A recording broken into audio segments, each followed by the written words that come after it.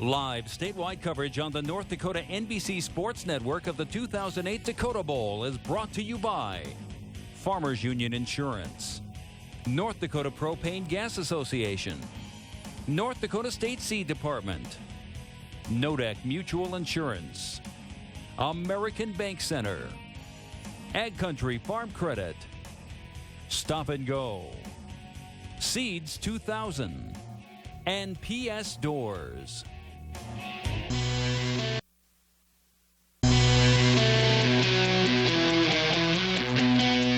Good afternoon, everyone. NBC North Dakota Sports welcomes you back to the Alaris Center in Grand Forks for live continuing coverage of Dakota Bowl 2008. I'm Lee Timmerman along with Scott Peters, and welcome back. And Scott, we're halfway through our championship run here. We had two titles given away yesterday, two more to be earned today. Yeah, a couple of good games on tap here. You know, these matchups, I think, are more intriguing even than yesterday's games, and we weren't really sure what yesterday's games were going to bring. And it starts with the AA championship. You've got a Valley City team who hasn't been in this position for playing for a title since the 30s against a Watford City team that's tradition rich, that's been here before, won it just 2 years ago, and on top of that, they bring pretty contrasting styles to the game as well. And then Bismarck against Fargo South. That'll be the AAA championship game later on this evening, and that is a rematch from last year. And we know what South has done recently. It's the 5th year in a row that South will be playing for a championship. Well, we mentioned those champions yesterday. It's Hillsboro with just a dominating and impressive performance. Put 30 points on the board in the first quarter to win 46-8 over Williams County. And then Harvey shutting out an opponent for the 8th straight time this year to beat Linton HMB 14-0 was that particular score. Well, Scott, let's talk about this AA1. You mentioned that, this tradition rich. I mean, this is the 16th time that Watford City will be playing for a championship. Yep. And, and the guy...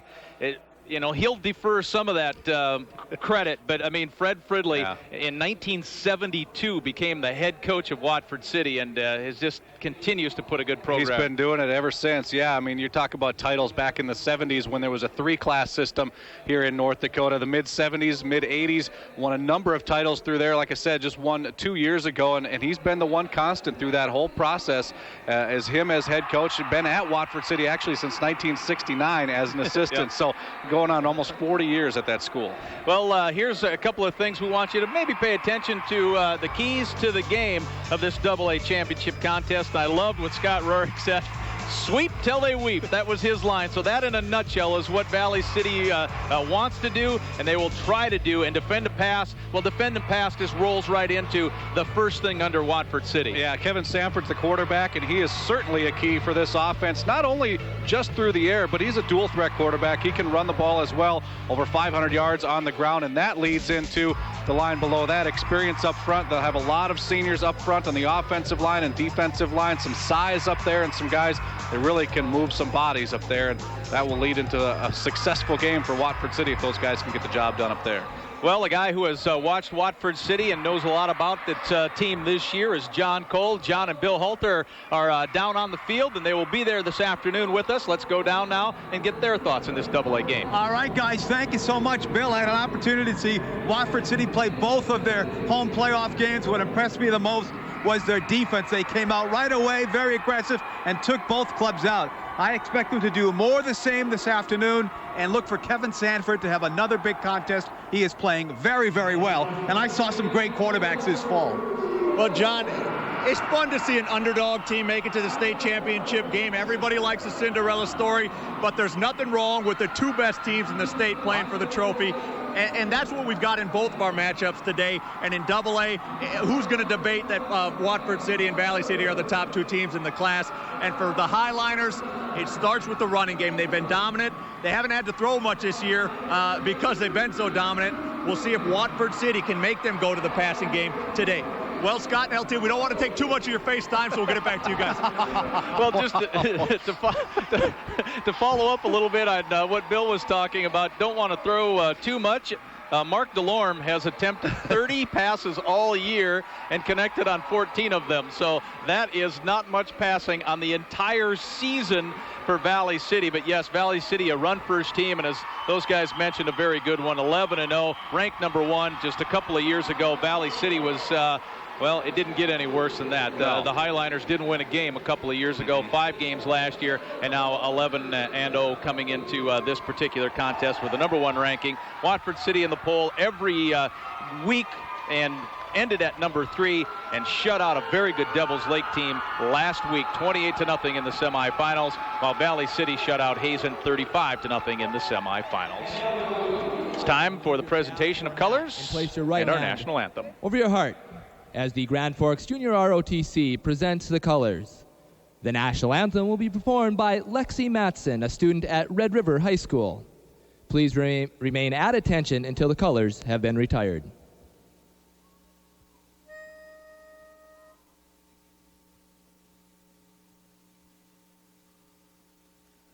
Oh, say, can you see by the dawn's early light what so proudly we hailed at the twilight's last gleaming, whose broad stripes and bright stars through the perilous fight o'er the ramparts we watched were so gallantly streaming, and the rockets' red glare, the bombs bursting in air, gave proof through the night that our flag was still there.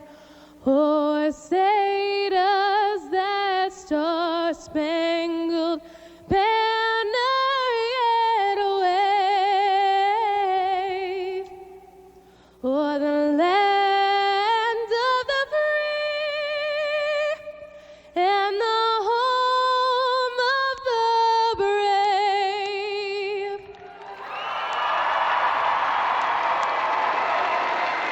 This national anthem presentation has been brought to you by American Bank Center, your source for banking, investments, trust, and insurance. It's the Highliners and the Wolves for the AA title when we come back.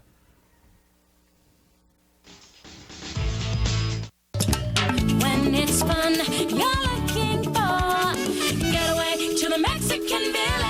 Treat yourself to the delicious, one-of-a-kind taste of Mexican Village, a family favorite since 1970. From the sizzling fajitas to the famous Poco Loco, Mexican Village uses only the finest ingredients to bring original recipes to life. Best of all, it's so affordable you can bring the whole family. And don't forget to take home Mexican Village chips and salsa. Get away to the Mexican Village. Hey, don't make any sudden moves. Are you talking to me? Shh, not so loud.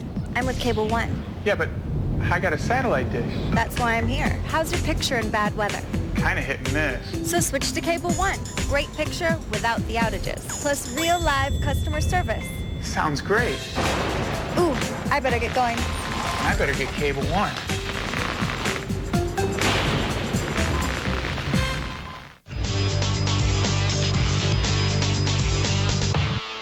Well, Valley City and Watford City, and John and Bill talked about, it's just without a doubt the two best teams in this division heading into this tournament. I mean, because you combine the playoff records and the points, and it's 130-15. And those 15 points were scored by Dickinson Trinity in the first game against Valley City, and that means Watford's pitched 2 shutouts. And the Highliners had a shutout last week. Watford City's defense did not allow Devils Lake inside the 30.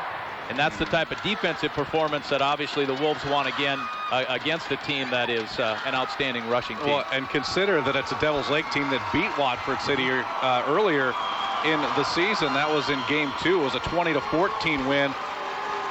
I should say, not in Watford City. It was a Watford City home game. It was in Williston. Yep. The field was still maturing a little bit after getting it reseeded. But yeah, Valley City with a shutout in its last game, and this is a division really that gets a lot more crowded next year as well. We can talk about that throughout the game a little bit more, but some teams dropping from 3A to 2A next year. Well, Derek Elliott, Mr. Dangerous, is in the middle of the field, and Justin Flatland will not kick it in his direction. That's Sprang, I believe, that has the football across the 35, so pretty good seam. Nice return, but the Wolves did not want Elliott to get the football. Now that Valley City is coming out on offense, they will have no choice because the Highlanders will start on offense with Berg, the tight end, the tackles Brandvold and Klingenberg, with Horner, who is outstanding, really on the offense, also on defense too, with Browner, and Sorensen is the snapper. The guy who hands off is Mark Delorme, and he will hand it to Elliott, and Olstad most of the time. Sprang is your split end with Adams, the fullback. The pitch, sweep till they weep, and sweep number one, won by Watford City. Most teams know this is coming, and it's just a matter of getting out and trying and stopping it. And Watford City does it right there, but Valley City certainly won't back away from what's gotten them here. Let's take a look at that Watford City defense up front. Derek Thompson, Ben Haugeberg, and Justin Flatland, an outstanding football player, both sides of the ball. Linebackers, secondary, Max Johnson, Kirby Knutson, Swenson, Qualley, Dougherty, Leibel, Sanford, and Jacobson. Elliott in motion once again, and this time he has his seam, and he squirts his way up just short of the 45 on a 2nd down and 10 play. And if you're from the Fargo area and you go out and you watch Fargo South play, you'll go, these plays look a little similar. And that's for a very good reason, Scott Rorick says. Yeah, Scott Rorick following Fargo South's plan, and they're just another formation, and that's something we'll see a lot of in our second game, that Fargo South will bring a number of formations, and Valley City changing it up a little bit right here. He was going with the pitch and getting a couple more blockers out ahead of the point of attack. Well, that in terms of passing, not much all season long for only 30 attempts and 14 completions, but when the Highlanders do decide to pass, it is usually a pretty good connection. On a 3rd down and 3 play, that looks like about what Elliott got. We may need the chains on this one, but it was a 3rd down play. Watch on the bottom of your screen, Jade Olstad coming crashing in from the wide receiver, the split end position, and crashing in to pick off a linebacker and creating just a little bit more of a seam there for Elliott to pick up a 1st down, and not much more than that, but he got what he needed. Elliott with almost 1,300 yards rushing, and he has carried the load so far in this one. That's Olstad in motion, and that's his first carry, trying to get around the edge, and he does. Good blocking out in front. Another 1st down into the Wolves territory out at the 40. Both Olstad and Elliott do a very good job of blocking for each other on the edge. A good play fake, too, with the quarterback, Delorme, rolling out. It actually sucked a little bit of the defense out the other direction, and good blocking again up front. Like I said, the defense knows it's coming, but you just don't know which direction and where it's coming from. That's part of the problem. Olstad with 769 yards rushing, tack about 11 more onto that. 1st and 10 from the 40. Inside handoff. This goes to Adams. Not much in there from the fullback. And a lot of times you almost, coaches will have the feel or think that they need to establish a little fullback before going outside, but not Valley City. Well, good defense right here. We talked about Justin Flatland on the defensive side. You see number 38, Kirby Knutson, in there as well on the tackle. Valley City trying to spread the ball around a little bit. Riley Adams really gets a lot of tough yards for Valley City. Not able to pick up anything on that carry, but comes in with over 550 on the season as well. Yeah, averaging 5 yards a carry, but he was 6 yards short of his average on that one. Here on the motion, Delorme to pass, a little slant, and it is caught. And it's complete on the far side. So the first pass play for the Wolves to Liebersbach connects.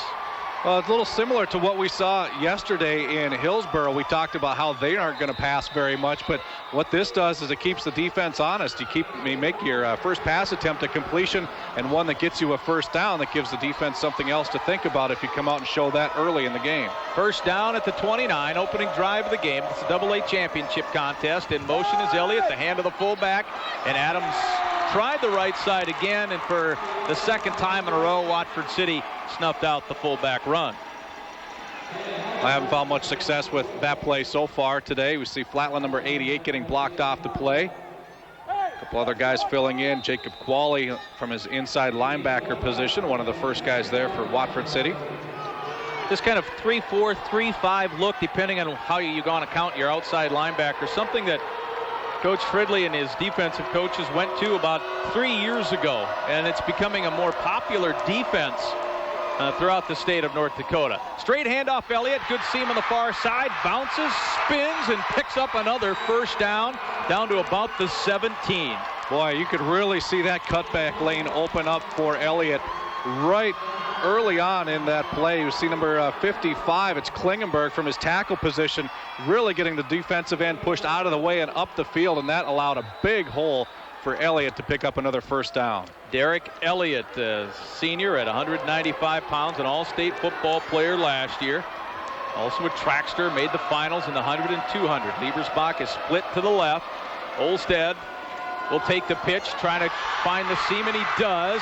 And he's just shy, well, right at the 10-yard line. So, boy, first down yardage deep into the Wolves' territory. A big plus here for the Highliners. Very big plus. Watch number 22, Elliott blocking there, getting Flatland out of the way. So Elliott doing a number of different jobs here early in this first drive, but that block by Elliott bringing Olstad for another big gain. Boy, I tell you, it's tough to block Flatland like that, and when you do, running right at him, that's kind of one of those tip-of-the-hat plays.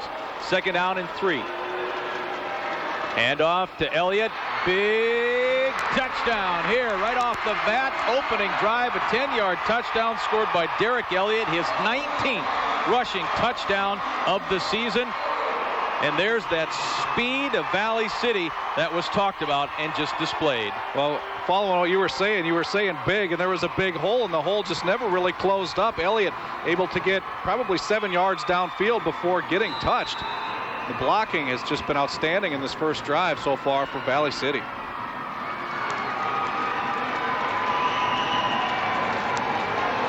So go for 2-point conversion. It's an untimed down here. And the pitch, it ends up in Elliott's hands. It comes to the near side. He might have room to the corner, and he puts his shoulder down and is...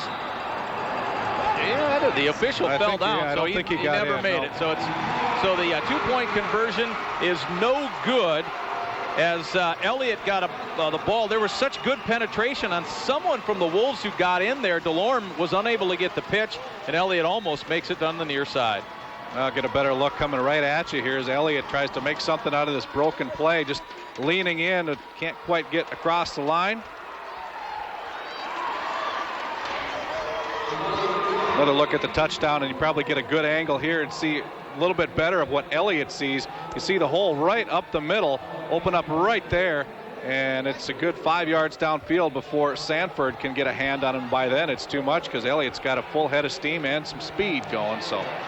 Well, you know that last replay we saw, you know the initial blocking was so great that Horner, you know, one of the best pulling guards in the state in AA, had no one to block. He went into the hole and there was no one to hit. There. But well, now we'll see what Watford City can do. We obviously heard about, talked about, and now we have witnessed the speed game of the Highliners, and the Wolves will have an opportunity here. And that drive right there is pretty much the Highliners in a nutshell. Used up almost 5 minutes of clock, drove right down the field using the run, threw one pass in there, but really dominated the line of scrimmage in that drive and able to punch it in their first possession.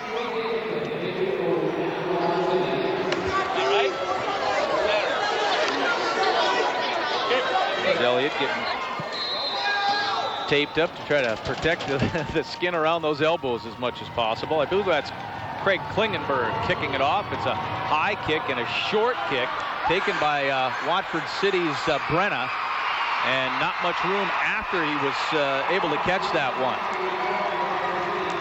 Good coverage downfield on that one. Liebersbach, one of the first guys there. We'll check out the Watford City offense. Justin Flatland, the #1 receiver, 26 catches on the year.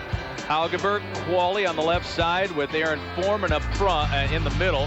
Nolan Swenson, Joel Brown, Your right guard and your right tackle. Watford City will use unbalanced every once in a while. Seth Doherty, a good playmaking receiver downfield. Max Johnson. Derek Thompson's the fullback. Kirby Knutson, the running back. And Kevin Sanford, an outstanding 3-year starter, is the quarterback. A turn and a hand to Knutson. Knutson trying to follow what looked like an unbalanced line to the right side. Didn't get much. But the Valley City defense, a couple things will stick out here. Garrett Andel in the inside. He's a all-state wrestler. Logan Berg. And how many teams have their quarterback playing on the defensive line? Not many, I don't think. You'll usually see them in the secondary. Here is the secondary. Logan Becker, Kohler, Olstad, Horner, Liebersbach. Derek Elliott is the safety. Kyle Fogarty and Jonathan Stang are the cornerbacks. Tyler Flatland ran in a play. He's a sophomore. Wears number 86, split wide to the left. Kevin Sanford with some excellent numbers, and he's got a great arm, and he connects with Knutson, who has popped pretty hard, but it is a first down nonetheless. Yeah, Knutson pops right back up as well, and that's what you like to see. Knutson said, I didn't even feel that. Didn't bother me. And this is what we talked about, the balance of Watford City running on the first play. A nice pass play to pick up a first down on the second play. Kyle Fogarty, a senior cornerback, on the hit. That was quite a hit, too. Thompson comes out of the game, and Nick Liebel goes in. He wears number 85 as a sophomore. Split wide to the far side. Sanford on a quarterback keeper, and DeLorme knocks him for a loss. Tried a little misdirection play with the quarterback and that down defensive lineman, Mark DeLorme. Very quick. He's a wrestler as well. He got such good penetration here on that play that really Sanford turned around and tried to make something out of that, and DeLorme was right there. DeLorme leading the team with 13.5 sacks. So not a big guy for a defensive end, but very athletic. You mentioned he's a wrestler. We'll talk about leverage and things like that, but he can sniff out the quarterback. Yeah, wrestlers make good linemen. They understand that leverage, and very good with their feet. Second down and long, looking over to the middle, intended for Flatland, and it's just over Tyler's head. Trying to watch some of the individual matchups on the line here. It looks like Flatland was open. That one just overthrown, but that time DeLorme double teamed. In fact, a couple double teams on the line of scrimmage there that really gave Sanford an awful lot of time to make that throw, just a little bit strong with it. Sanford threw for over 200 yards against Devils Lake last week. He owns a number of school records. He has 23 touchdown passes this year alone. That's a single season passing record. Also the school record holder for most career yards and most career touchdowns. Sanford now on a 3rd and 12 from the 41. Has to make a little move in the pocket. Sanford, just before he hits, heaves it down. Knutson's open. He waits for it, catches it, and Knutson's going to go in for a 59-yard touchdown pass. There's the arm strength of Kevin Sanford getting the ball downfield under pressure. Not only the arm strength, but the presence to stand in the pocket as long, well, not in the pocket, but to stand up against the defense as long as he could, because Sanford got drilled after this play. Check it out here. You're going to have like about 3 Valley City players converge on him all at the same time, and he still stands in there, takes a big hit, but able to get it just out of the reach of Fogarty, and Knutson takes it the rest of the way.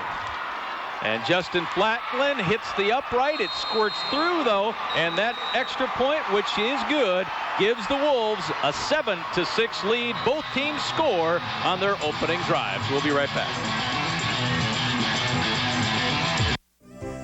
Magnificent muffins are now at your area stop-and-go stores. Bake fresh daily. Start your day off with the best muffins in town at your convenient area stop-and-go stores. Stop and go,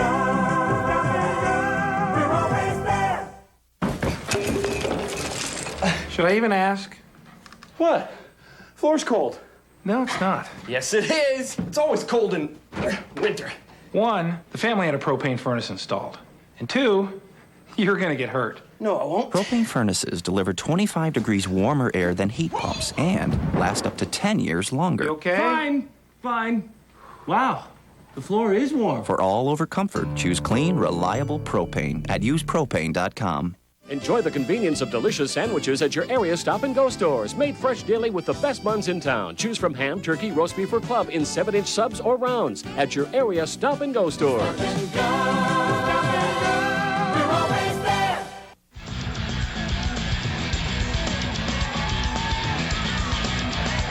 5 plays, 68 yards, just 2 ticks over 2 minutes for Kevin Sanford and the Wolves. And a 59-yard touchdown pass to Knutson. About a 5-minute drive or so for Watford City as the Wolves' Derek Elliott scored. So a PAT so far the difference in this game. Flatland squibs it to the near side. Liebersbach goes back to about his 5 to pick it up. And he will try to get outside the 10, and it doesn't look like it's going to happen, as Jacob Liebersbach went back and then just had nothing open up for him, and he's getting up a little. Well, actually, he's not getting up. There, he's getting up slow. Yeah, it looks like an arm or a shoulder, perhaps. We'll maybe get a better look at what happened here. But those squib kicks, the ones that bounce around on the turf, are really tough if you don't get them early. And Liebersbach all the way back to the 5-yard line, and by that time the coverage had a lot of time to get back, and you can see them just swarm to the ball. Liebersbach landing right on that left shoulder as he's tackled to the ground. And off the field right now appears to be favoring that shoulder a little bit. Yeah, this type of surface is very hard. Double receivers. DeLorme puts one in motion. Olstad handoff. Elliott works his way to the 10. They're looking at Liebersbach. That's exactly where they're looking to, in that shoulder area. Left shoulder.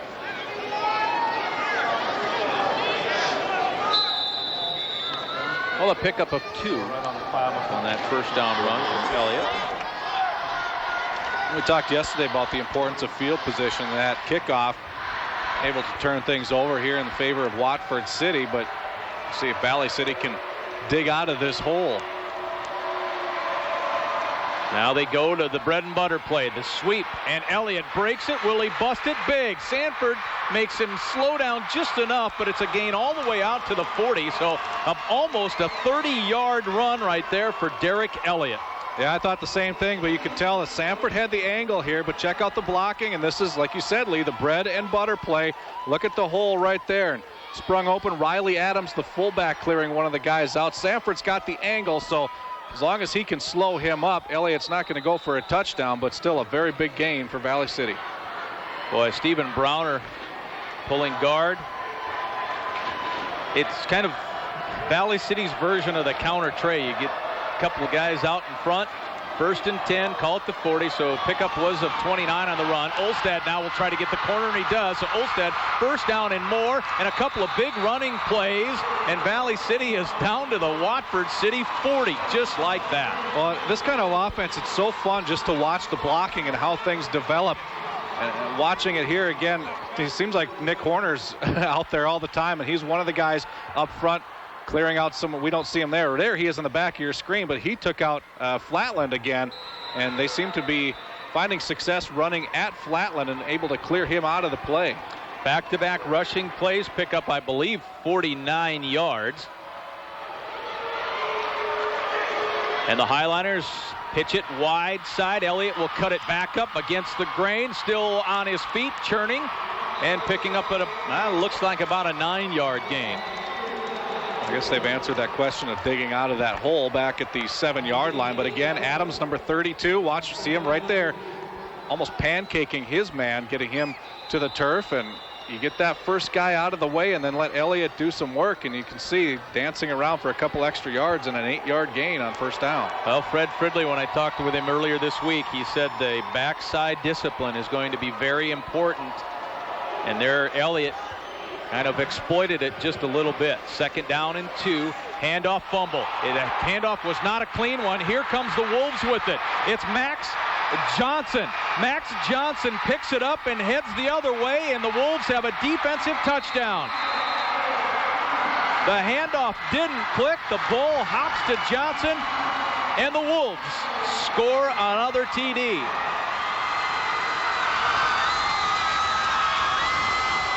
Well, just when Valley City was getting some momentum, some big yards on the ground. Bad handoff here. You said it, Lee. And looked like DeLorme had to reach a little bit too far to get that one into the hands of his running back and never really connected. And Johnson, right place at the right time. The loose ball bounces around and up right to his hands, and he's off to the races. Johnson, 180-pound senior with the defensive score. Derek Kohler for Valley City, the running back, in on that play, and never really connected on the handoff. Flatland's point after, no good. So it'll be a 13-6 advantage. 3 touchdowns in our first quarter. And you saw briefly right there, Liebersbach with the shoulder pads and jersey off, so he is certainly not coming back in anytime soon. I mean, I didn't pick up the actual yardage on where Johnson picked it up, but that had to be about a 60-yarder. Yeah, it was probably even a little bit further than that.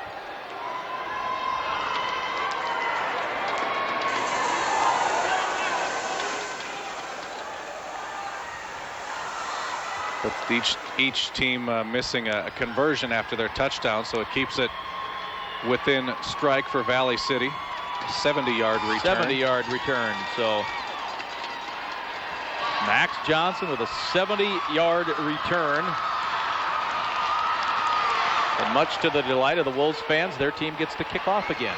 You love watching your team kick off. That means you've done some good things. Valley City with a good drive there. Just one of those things that coaches talk about. What does this game come down to? Well, turnovers. And that was a big one right there that resulted in a quick 6 points. Jordan Oss to the right of Elliott. I believe that's Braden Wennis to his left. So far, Flatland has been very good at keeping the ball away from Elliott. Pointing near side, kicking near side. Elliott will get a chance, though, from the 10 after he picks it up. Good cut, a couple of good cuts. Elliott, about a 15-yard return to the 25. About one more cut away from breaking that one wide open, but coverage team able to cover up. And Liebersbach, that's one of the spots that he's in on, his kick return. So with him out of the game, that changes things up for Valley City a little bit.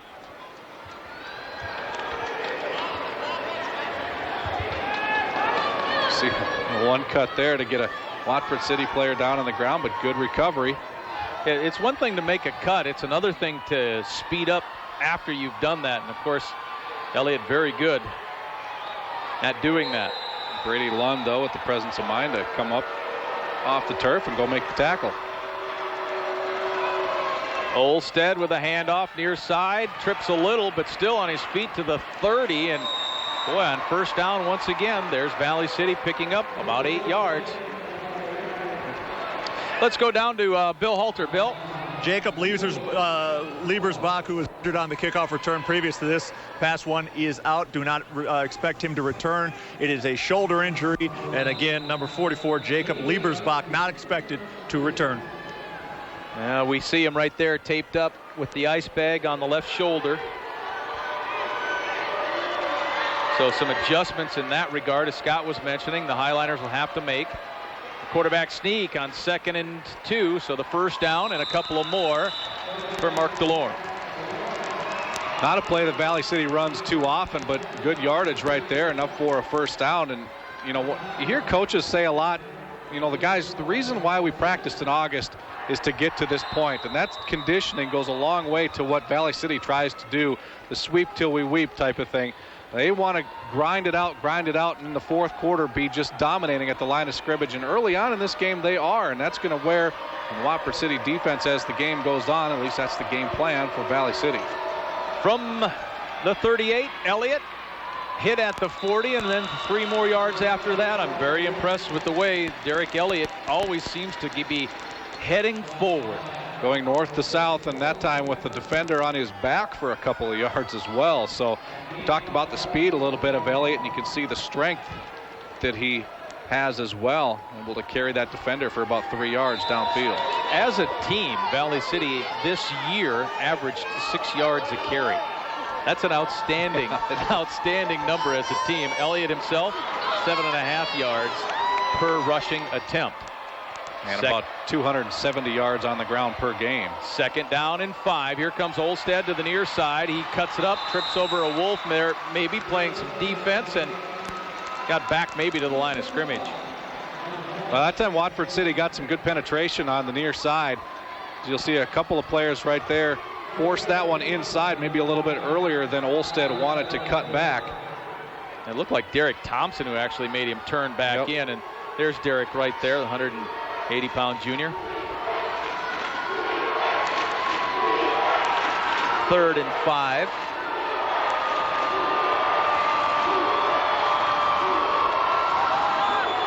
And there's not going to be an outside rush that time as the Wolves got in there deep, and that's Thompson again, wasn't it? That was Thompson again, the first guy there to really blow up that play and force a 4th down here. Flatland came in to help out later, but watch Thompson get right off the block, and he is standing there waiting for Elliott.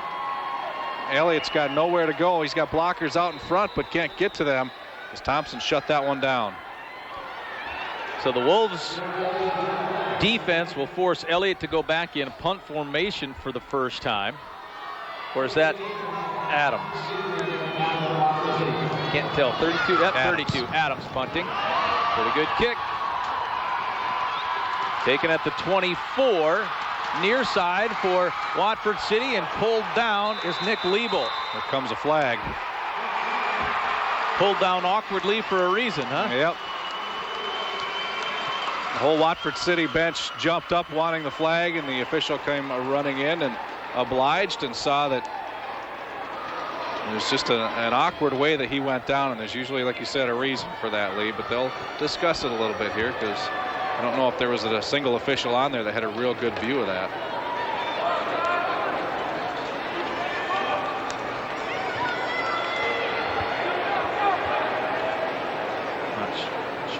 Person face mask. Oh, okay. Procedure on the punt, and then the face mask. Okay. Well, I didn't see. There's a flag over the 35 that I didn't see. Get another look at the penalty here. That's Strang, number 2. Oh yeah, there's no doubt about that. And he had a hold of the face mask. We have 2 fouls on the play. The first foul is illegal procedure against the offense. Not enough men on the line of scrimmage. That penalty is declined. At the end of the run, we've got a face mask penalty against the kicking team. That penalty will be enforced 15 yards from the end of the run, resulting 1st and 10. And 1st and 10 from midfield. The ball all the way up to the 48. That takes away a pretty good punt by Adams as well. That's still not a way you want to move the ball 14 yards. No. Glad he's all right.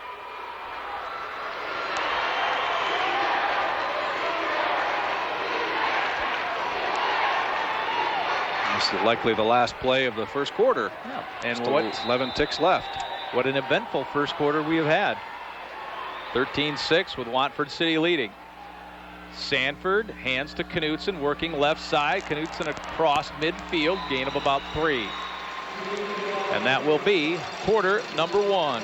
The Watford City Wolves 13. The Highliners from Valley City 6. It's the 2008 Dakota Bowl on NBC North Dakota Sports. Customers of PS Doors often ask what the PS means.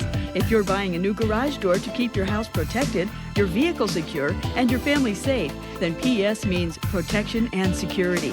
PS Doors garage doors will safeguard your home and possessions for years to come. Everyone wants to know what the PS in PS Doors stands for. Find out what PS Doors means to you. PS Doors. PS, you'll love their doors.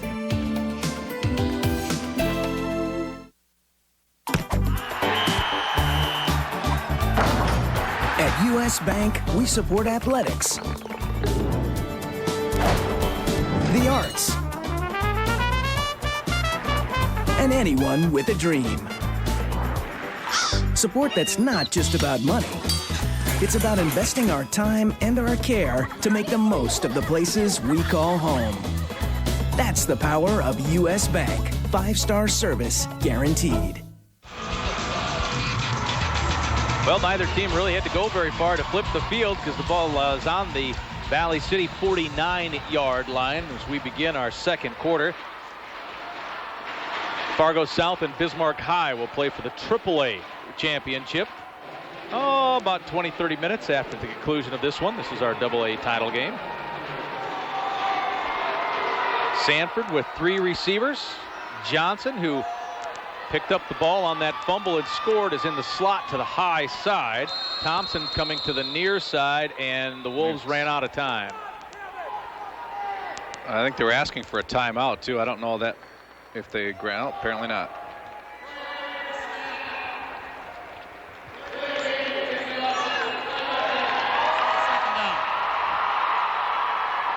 Certainly not something you want right out of the quarter break. Coaches on the near side tried to get that timeout, but a little bit too late.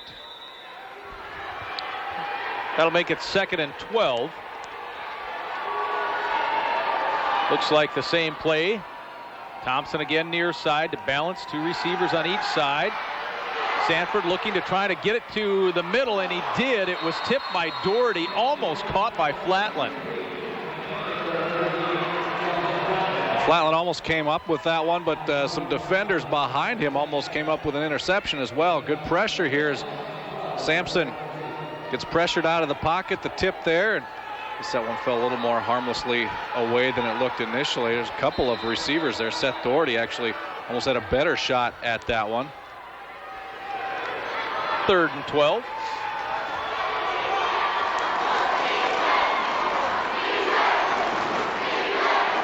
Wolves need to get to the Highliners 42 for a first down. Sanford will roll to the far side. He connects with Liebel. Does he have enough blockers to get there across midfield? But there, meaning the first down yardage, the answer to that would be no. Another flag comes in right at the midfield stripe as well, where it would indicate possibly holding. Bring up a 4th down for Watford City. You are correct, sir. Penalty marker on the Can update a score for you as well. We'll have the North Dakota State, South Dakota State football game on coming up next Saturday. The Bison right now at Missouri State leading 41-27 with 4 minutes to go. That was 13-13 not too long ago. Block in the back, number 74 of the offense. It's a 10-yard penalty from the spot of the foul. Repeat, 3rd down. Yeah, 13-13 at the half, and some bad news in that game. Tyler Jangula, the senior fullback out of Williston, suffering a knee injury. We don't obviously know the extent of that one, but just what Brian Shawn has told us from the game, it does not look good.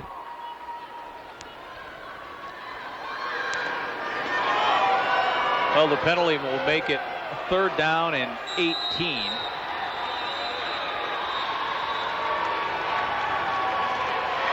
And a timeout call. I think the official indicated he pointed toward Valley City, but I think it's Watford City that actually got the timeout because the officials right in front of the Watford City bench is the one who called it. There, it is Watford City. Now they pointed the timeout taken by Fred Fridley.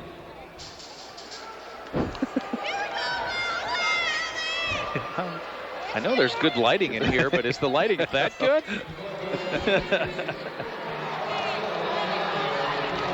Yeah, you're on.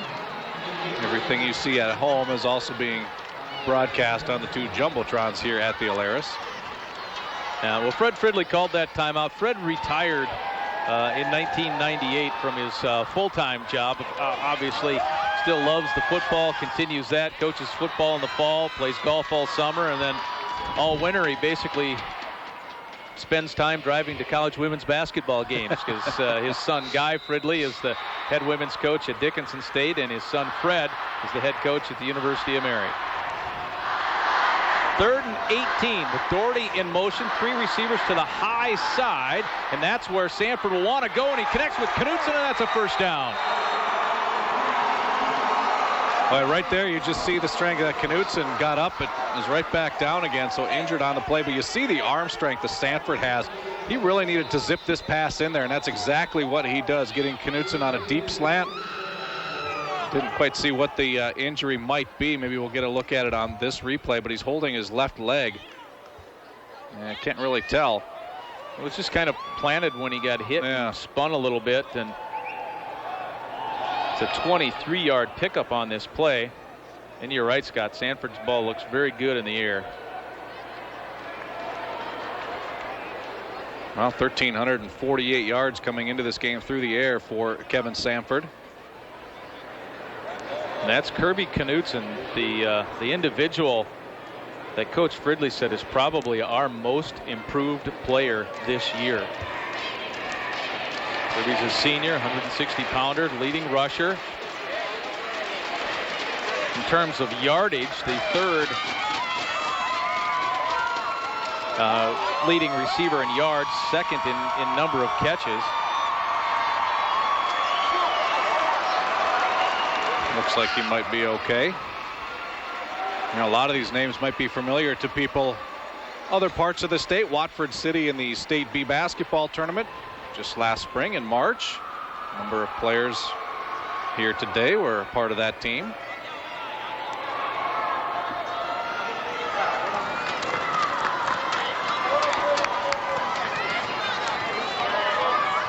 So after that 23-yard gain on the reception to Knutson, the Wolves have it 1st and 10 from the 38.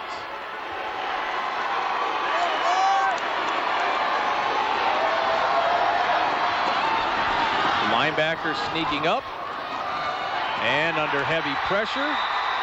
Sanford, no gain or lost a half a yard. Yeah, Garrett Andel from his nose guard position.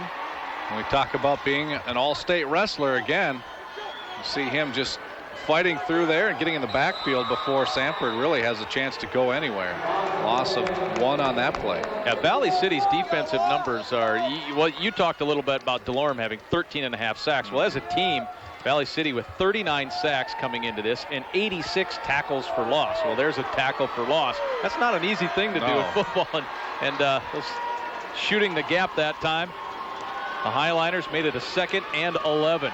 Sanford straight back looking for the slant in, and it is picked off. Intended for Flatland, but intercepted coming to the near side. Olmstead, he's got great speed up to midfield. Sanford knocked him out, and a defensive play made by the Highliners.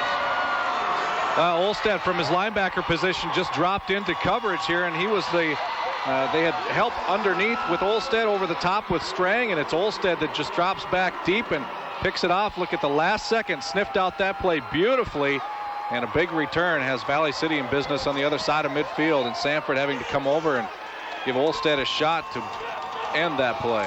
So both teams coming up with a big turnover, and actually the turnover for Watford City was a fumble that was run back for a touchdown. That's the difference on the scoreboard right now, 13-6. 10 minutes left to play in our first half. Handoff up the middle. The pile moves, and a flag comes in at the end of that after about a 5-yard pickup.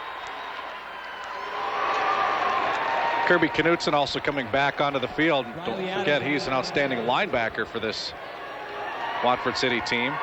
Personal foul on Watford City, so that's 15 more yards. So Knutson back in after that first play from scrimmage for Valley City. So the Highliners will get a first down here. The handoff was to Adams. Personal foul, illegal helmet contact, number 88 of the defense. It's a 15-yard penalty from the end of the run. First down. All the way down to the 28. So that's a 20-yard gain after the 5-yard run. Flatland called for that.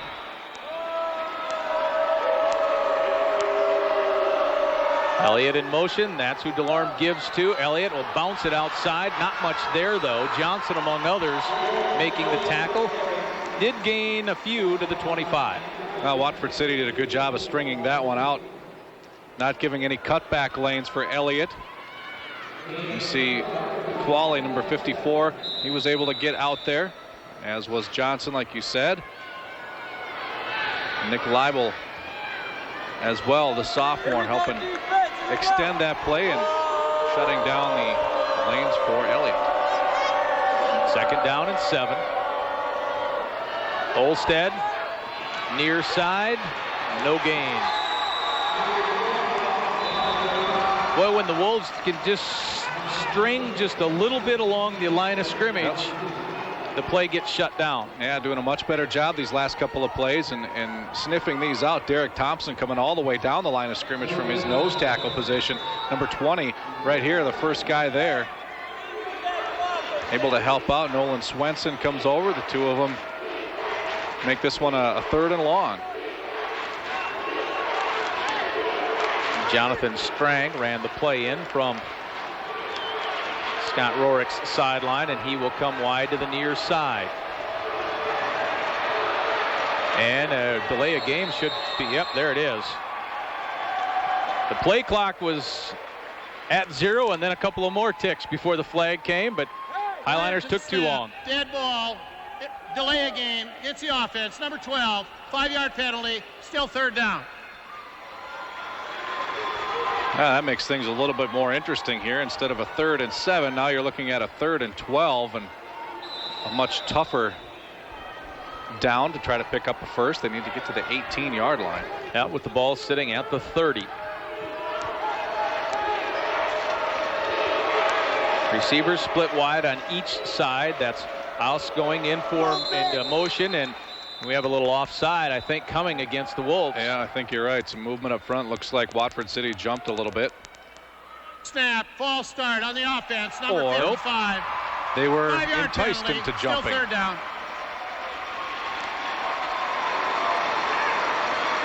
Valley City making things a little bit tougher on themselves after getting a big 15-yard personal foul earlier in this drive. Back-to-back 5-yarders makes it 3rd and 17 now from the 35. And that first down marker looks a long way away right now for the Highliners. The pass to Elliott is going to pass it, and it's deflected and knocked away. Intended for us, and Trey Jacobson is over there defensively. But Elliott passing it. Yeah, you got Elliott throwing it. Not much on that one, and I think that allowed Jacobson to get over and knock that one away. So good defensive coverage there by Jacobson. And a different look there for Valley City. Trey Jacobson threw the ball a couple of times last week. Fake punts.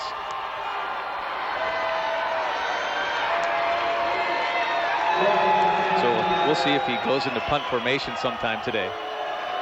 But I'm sure the Highliners saw that on tape. It'll be screaming if it happens. Here we go on 4th down.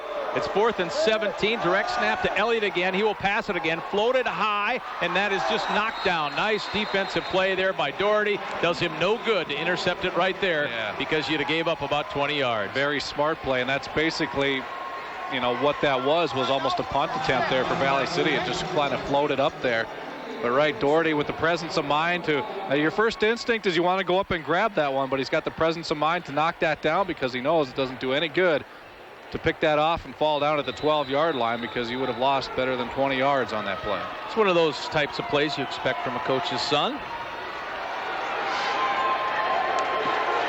35 is where the Wolves have it, and a lead with 8:24 to play in our first half. Spinning handoff to Knutson.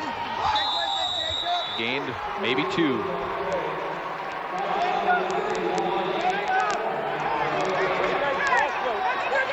I saw Derek Kohler come up from his linebacker position on that one to seal up a hole and almost looked like he was bringing extra pressure from that spot. Help fill in the gap and keep that to a small gain. You know, 10 years ago when Fred retired from his full-time teaching and everyone knew he was going to continue coaching, I had a couple of coaches go, oh, great, that's all he needs is more time to look at film and get ready for us. The pitch to Knutson, far side, stopped a little bit, and then stopped a whole lot. Maybe picked up 1 on the play, 3rd and about 7 coming. Well, Logan Berg, 89 from his defensive end position, helped string this one out. You see him just kind of getting in the way there and holding up Knutson enough to let his defenseman come and finish off the job.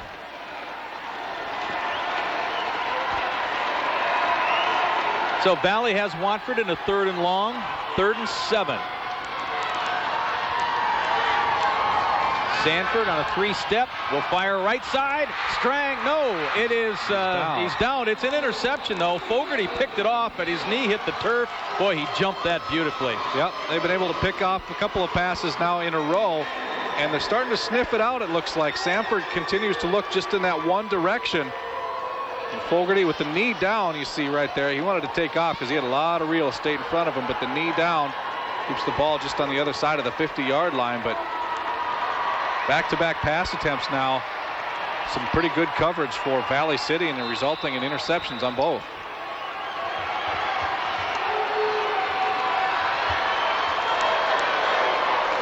So DeLorme back under center after a couple of snaps directly to the tailback. This is a handoff. Adams. Adams, good surge up to about the 40. Riley Adams. Adams just lowers his head at the end of that one and runs over one of the members of the secondary for Watford City. But look at the big hole up front. Sanford can't quite make the play, and then he gets a roll right into Nick Leibel, who ends up on his back. But look at the big hole there. Seen that an awful lot this afternoon, and another big gain. Yards per carry must be pretty high, I think, this afternoon for Valley City. Elliott straight up the middle for a first down across the 35. So move the chains.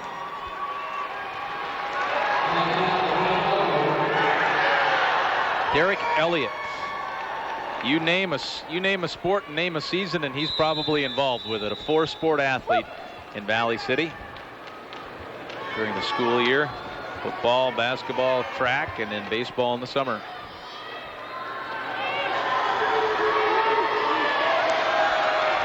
.84 yards, carried the ball 13 times for Elliott. Here's carry number 14 on a 1st and 10 play. Elliott cuts it up on the far sideline and picks up about another 8 yards. A good patience right there by Elliott, just waiting for some holes to develop. You see the pitch here, and he just kind of shuttles along the line of scrimmage. He's got Horner pulling, making a block up ahead, and again finally finds a seam. Sanford able to ride him out of bounds, but not until another 8-yard pickup. He makes those 7 and 8 yard runs just look easy. There's been a lot of 2nd and 2 and 3s this afternoon for Valley City, and those are downs that really favor the offense. From the 27, the Highliners will go with the quarterback sneak. DeLorme looks like he has enough for the first down, and he does.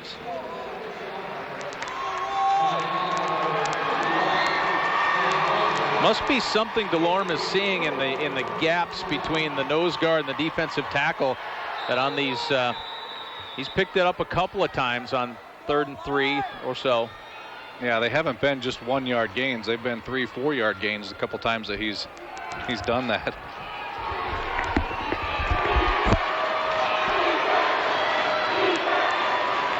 A fresh set of downs from the 24. Hand off to the fullback, and Adams up to the 20 and just about the length of a football across the 20. You can tell the different styles that these running backs bring. Adams a much more physical style than maybe an Elliott or an Olstead. Those two rely a little bit more on their speed, but Adams likes to lower his head and get right in there.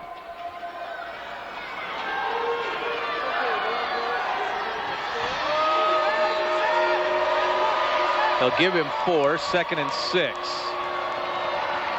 Out of the eye this time. Elliott looking for room. He's finding, well, a little and then creating some of his own. Just shy of first down yardage. 3rd and short. That looked like the Watford City defense in there trying to get a strip on that too. You see Elliott towards the end of this play having to cover up a little bit. Well, the official got in the way, but I think it was Jacobson maybe in there trying to dig. Well, this is looking quite a bit like the opening drive of the game, where Valley City's offense ran the ball effectively. Pitch to the near side, and here comes Elliott. He runs over a man inside the 5, surging near the goal line down to just outside the 1. Little bit of power mixed with that speed on that run for Derek Elliott. A couple times we've seen this now. We've talked about the speed that he has, but here you'll see the physical style that he can bring too. And he's a big kid, 6'2", 195. So right there at the 6-yard line, he's got two guys that hit him and almost gets this one into the end zone. But yeah, speed and power, that's a pretty good combination if you're a running back. Ball placed on the 2-yard line. Elliott in motion, quarterback sneak, doesn't get there, I don't believe. Well, that time the defense stacked up a little bit more on top of the center, not allowing those gaps that you talked about between the guard and the tackle earlier. But DeLorme got half of what was needed. It's only second down now for Valley City.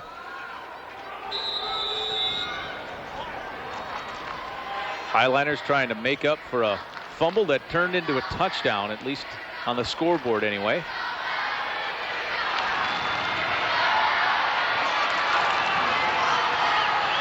Offset I, power to the left. And Elliott will score it. Touchdown for the Highliners. Derek Elliott, his second of the day, his 20th of the year from 1 yard. And don't forget, this touchdown here comes after an interception, so those turnovers again costly. Good blocking up front. Elliott gets in untouched. Just stumbles across the goal line, and what's already been important in this game are these extra point conversions. And a big one coming up here for Valley City now. Yeah, Strang will bring the play in. Highliners down by a point, trying to take the lead. DeLorme to Olstad. Olstad rushes in as Valley City takes the lead. Jade Olstad's 2-point conversion following a Derek Elliott 1-yard touchdown run. The Highliners lead it 14-13. Strong hands to guide you. With all of the concern over the stability of economic and financial markets, it's good to know Farmers Union Insurance maintains a strong investment portfolio in North Dakota, investing in everything from school and city bonds to new agricultural ventures. Our concern and commitment is reflected in the countless volunteer hours of nearly 100 Farmers Union agents across North Dakota. You're never alone. Investing in North Dakota for over 60 years. Need a change? A new job? Forget the newspapers. Your new job may be just one click away. Go to jobsite.tv. One stop, online. You'll find jobs of all kinds, from across the region and beyond. One just right for you. One click away. Do it today. Go to jobsite.tv. It's time for the Farmers Union Insurance Fan Camp. Farmers Union Insurance, proud supporting sponsor of the North Dakota High School Activities Association. Speaking of that, Scott, did you know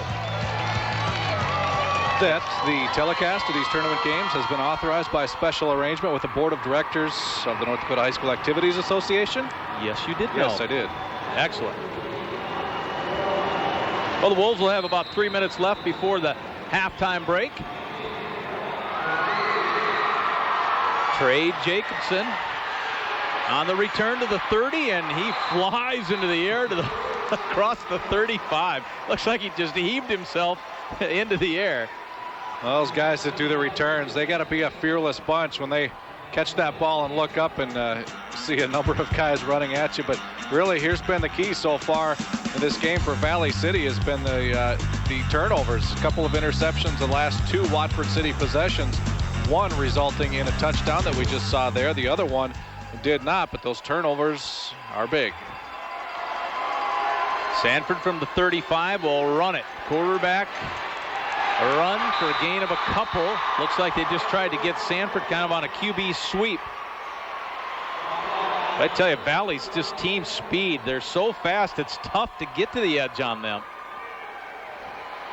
445, move, go, Nick. Well, one of the linebackers came up and got a piece of Sanford's jersey to slow him up. I think it was Adams. and that was enough to slow Sanford up and help get some other guys to the point of attack. Second down and 8. Knutson in motion, and Sanford will be dropped back at the 30. He did not have much time at all. He had a couple of white shirts in his face. Yeah, Delorme, Logan Berg there, but we talked about this during the commercial break. The coverage was so good downfield too, Lee. There you see Berg, the first one there, that Sanford really didn't have anywhere to go, and maybe a little bit gun-shy throwing interceptions his last 2 attempts, but you can see the coverage downfield, a lot of white jerseys wherever there was a maroon one. So the loss on the play goes back to the 33-yard line. Third down and 13.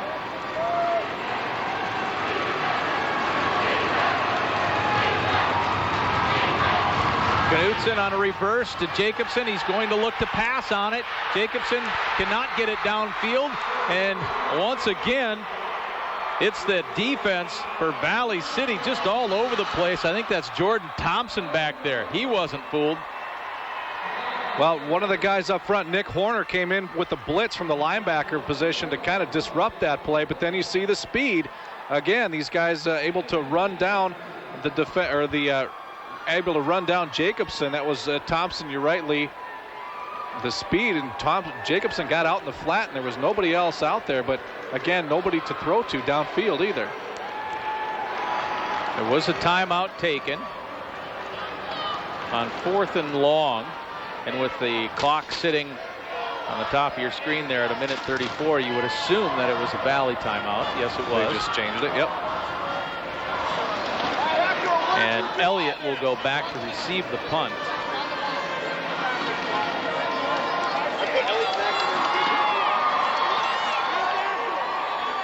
Watford City just tried to make a couple of plays on the edge, and there was no chance.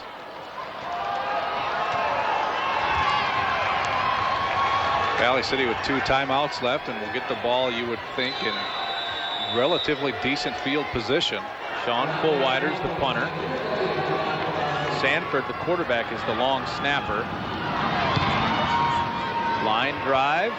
Sends Elliott back after he picks it up on his own 30. And Sanford, the guy who snapped it, made the tackle. Well, it was a good deep kick, too. Sanford got down there in a hurry, though. Good coverage. Elliott not able to pick it cleanly, however, so that makes what we thought might be good field position a little bit longer. 70 yards to go and only 1:23 with 2 timeouts. I liked that job in high school. It was fun to snap it. Long snap? Yep, that was the same thing. Quarterback and snapper. You're just throwing it underhanded instead of overhanded. It's one of those positions where you're pretty anonymous unless you screw it up. Exactly. Well, 1:23, 70 yards to go. Mark Delorme calls the signals and hands off to the man that Valley City likes to work, but nothing there on that play. It does not work for much for Elliott. I know Elliott, I suppose they just say, you can't get tired, so don't even worry about it. Well, with 70 yards to go, Valley City really not in much of a hurry to get another play off quickly here, so probably be able to run one more play, and that may be it for the half. Maybe how aggressive that Valley wanted to be here might have been predicated on that, on the punt return. Yeah.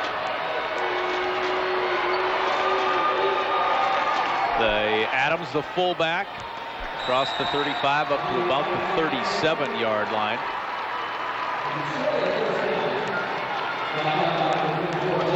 See when the play starts.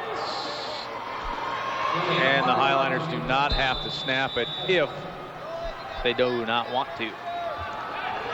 Fogarty comes in with a play. I think the play is to just stand here, guys. Do nothing, yep. We'll take a 14-13 lead into halftime.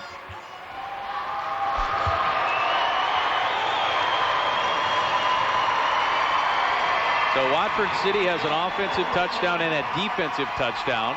Valley City has an offensive touchdown, then their second touchdown set up by a defensive play. 14-13 in our AA championship contest.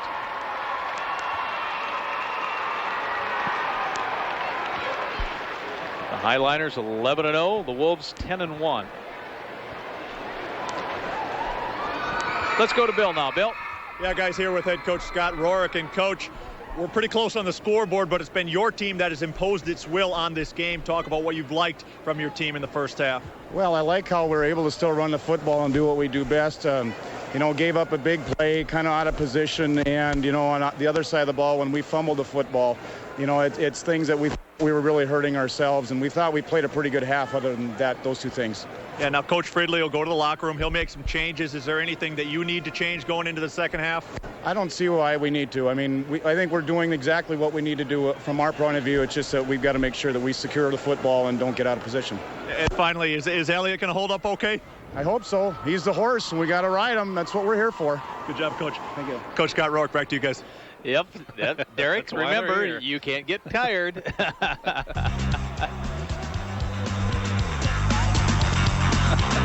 Yeah, memories being made here at the Alaris Center in Grand Forks this week. At the half of our AA championship game, it's the Highlanders by 1 point.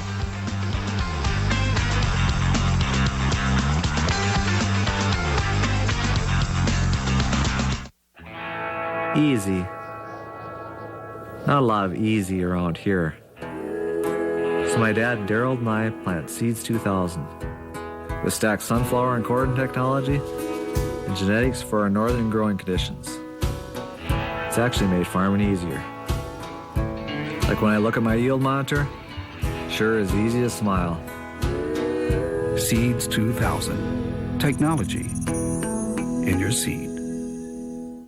So how was your vacation? The vacation part was good, but it took us 5 hours to get to Minneapolis Airport. My dad had to get up at 5 a.m., pack the car and pack the snacks, and then the lines to get our tickets were like 100 feet long. That's too bad. My dad was not happy at all. I wish you would have flown out of Fargo like we did. Drive far or fly far? Hector International Airport. It's easier to fly out of Fargo.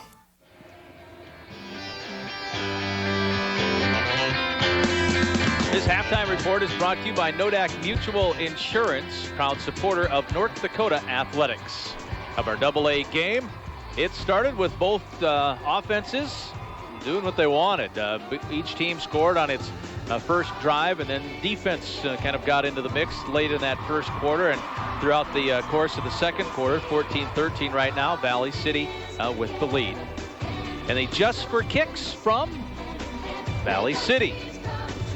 Highliners with a great crowd on the far side. You see the crowd, you see the Just for Kicks dance team out there, and we'll give a little look and a little listen.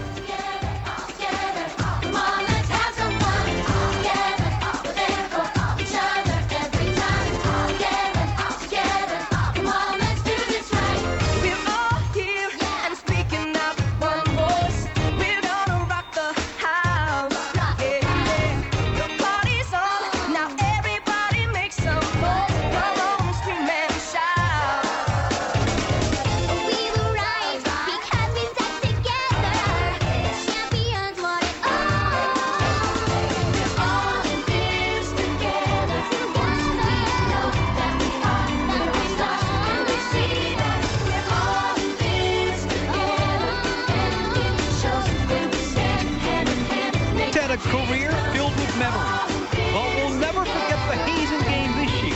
He gunned the TD pass.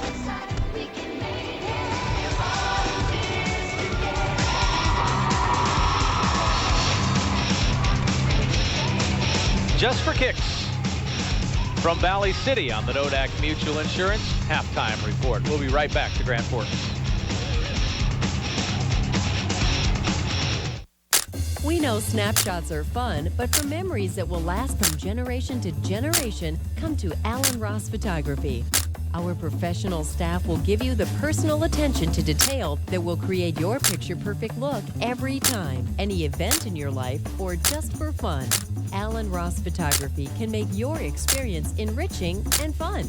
Alan Ross Photography, preserving your photographic memories. What is love? Baby, don't hurt me.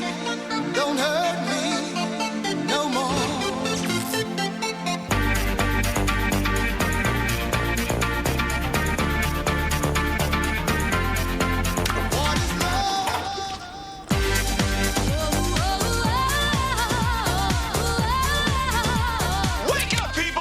Pepsi Max. Maximum taste, maximum energy, 0 calories. Stop it! Need a change?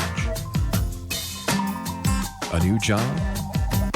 Forget the newspapers. Your new job may be just one click away. Go to jobsite.tv. One stop, online. You'll find jobs of all kinds, from across the region and beyond. One just right for you. One click away. Do it today. Go to jobsite.tv. This week at the movies, Daniel Craig is back as Agent 007 in Quantum of Solace. Our Critics Roundup weighs in. Also, a film that generated a lot of buzz at the Toronto International Film Festival, Slumdog Millionaire. Absolutely right! Plus, Kristen Stewart falls for her vampire classmate in Twilight. We have an early review. You brought a snack. See it, skip it, or rent it. This week at the movies. Sunday, 5 p.m. on TV 11.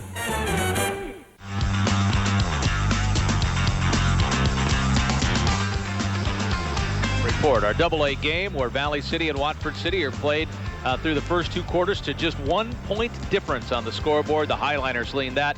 Valley City trying to win a state football title for the first time since 1936. Watford City has 8 titles in its hip pocket and 16 trips now to the finals. And John Cole is down with more on a young man that knows what it's like to win a state championship as a quarterback. In fact, he's trying to do it again, isn't he, John? That's exactly right, LT.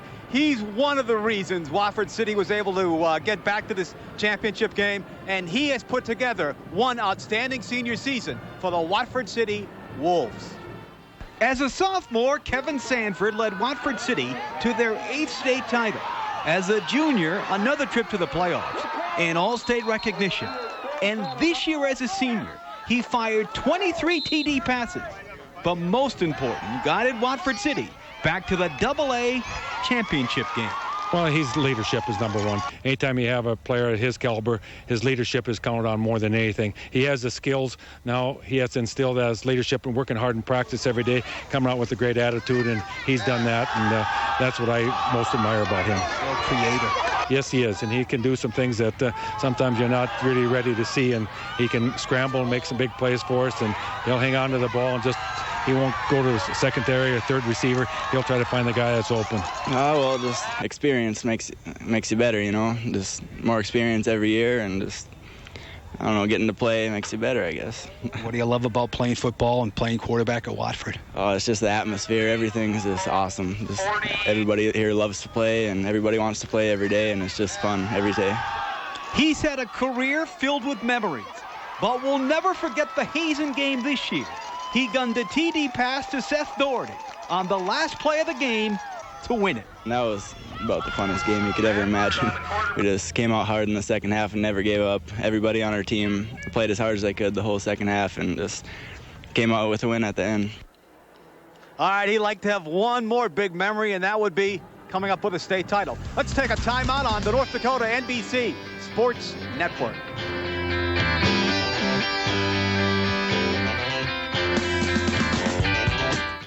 Breaking news, breaking weather.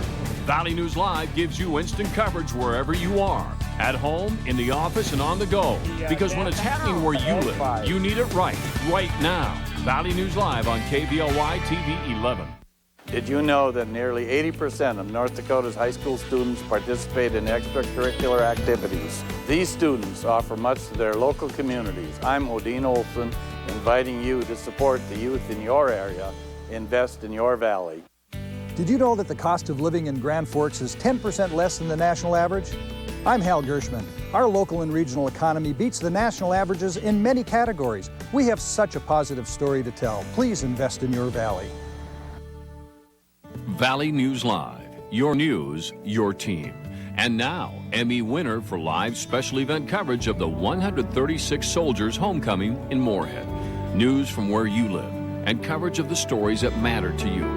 From an award-winning team, 24/7, on TV, online, on your desktop, and on the go. Valley News Live, your news, your team. KVLY, KXJB, and Cable One have reached a new agreement that allows our high-definition signals to return to Cable One. We appreciate your patience while we work through the negotiation over carriage of our programming, and we apologize for any inconvenience caused to our viewers and advertisers. If we had a death penalty in North Dakota, this is a hands-down death penalty case, rock solid. Monday night, after an all-new episode of My Own Worst Enemy.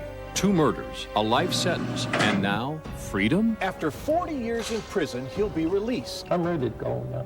Is the public safe with Iverson on the outside? Don't let him out. He'll do it again. Monday on Valley News Live, 10 at 10 on KVLY. Your news, your team. Then catch The Tonight Show with Jay Leno on KVLY TV 11. We're back with more on the Nodak Mutual Insurance halftime report. And both teams kind of coming in with an idea of what we thought that they would be able to establish or want to establish. And Valley City coming right out, Scott, and doing what it does best, and that is obviously run the football. Yeah, running it with a couple of different players, guys we talked about right off the bat. Derek Elliott, of course, is the guy you focus on first. Over 1,300 yards coming into this game and picking up some good chunks in that first drive. And so was Jade Olstad as well. Both guys really picking up a lot of real estate in that first drive. And here's the way the first drive ends, with a 10-yard touchdown run from Elliott. The 2-point conversion attempt was no good, so Valley City led it 6-0. Well, we talk about Watford City and their balance, and they can go through with the air. Sanford throwing to Kirby Knutson, and then really standing in under pressure and heaving it to Knutson just out of the outstretched arms. A couple of defenders, but Knutson does a great job to go up and get it and take it the rest of the way for the touchdown. That was a 59-yarder, tack on the extra point, and then the Wolves had a 1-point lead. That 1-point lead went to a 13-6 lead as Max Johnson ran one from 70 yards out after picking up the fumble. And that gave Watford City a lead. And then the defense comes up for Valley City with a lot of pressure on Sanford. We've seen that an awful lot so far today, and then the pressure getting to the quarterback and then sometimes resulting in some interceptions. We've seen that already here today as well. Olstad with the pick there. Fogarty coming up with a pick and had a knee down on the turf right there, but that one resulted in a touchdown for Valley City. Yeah, and this is the way the drive ended, with Elliott going 1 yard, and then Jade Olstad had a 2-point conversion run, and that 2-point conversion good the second time made it 14-13 with Valley City leading by 1 point. So the Wolves are down by a point. Not much in terms of the scoreboard, but Fred Fridley, I'm sure, had a lot of things to discuss at halftime, didn't he, John? Absolutely. Fred, LT said you had a lot to talk about at halftime. What'd you talk about? Well, I think, first of all, we weren't rotating up very well with when they go in motion, running wide on us, and they're making big plays, and then sometimes they give it the fullback inside, so we made some adjustments to trying to stop the fullback end, at the same time trying to stop the sweep towards the motion side. And basically that was the most thing. And then offensively, I didn't think we blocked up in front very well, and we got to block better. If we're going to win a football game, you got to do a little bit better up in our front five. And we talked about how we're going to change some blocking schemes, and hopefully that's going to help us. The other thing was Valley City scored early on. Your club came right back. That was a key moment in the ball game, really was. Yeah, that is. And I still think we got to mix the pass and the run. I think maybe pass a little bit more, and we'll have to see. But we threw 2 picks too, and that we can't throw interceptions. But hopefully it'll be better second half. All right, as always, thank you very much. Okay, John. Thanks. All right, Hall of Famer Fred Fridley. The halftime stats are brought to you by the North Dakota Certified Seed Industry. Well, take a look at the numbers here, and this shows both teams doing what it wants to do. Valley City, we knew, was going to be heavy on the run, and they are. Almost 200 yards on the ground running so far. Passing yards, they're not a throwing team, only 13 yards, and those are the kind of numbers that we expected on the Valley City side. Watford City, maybe a little bit different. They want it to be pretty close to 50-50, but you see the Valley City defense doing a very good job of shutting down the ground game for Watford City. Just negative yards in that column, and they've been having to go through the air. 92 total yards through the air, and those 2 turnovers have been a key so far. Both teams with the turnover in this game. Penalties about equal, but that second Watford City turnover, of course, leading to the touchdown. The 1 turnover for Valley City also leading to the touchdown. The coaches harp on those an awful lot, and you can see why so far here in the first half. Well, in the victory over Devil's Lake for Watford City last week, it was a pass-heavy type of approach, too, with just 68 yards rushing last week for the Wolves. Well, we're inching our way, and we're not far from it now. The start of the third quarter. That was the Nodak Mutual Insurance halftime report.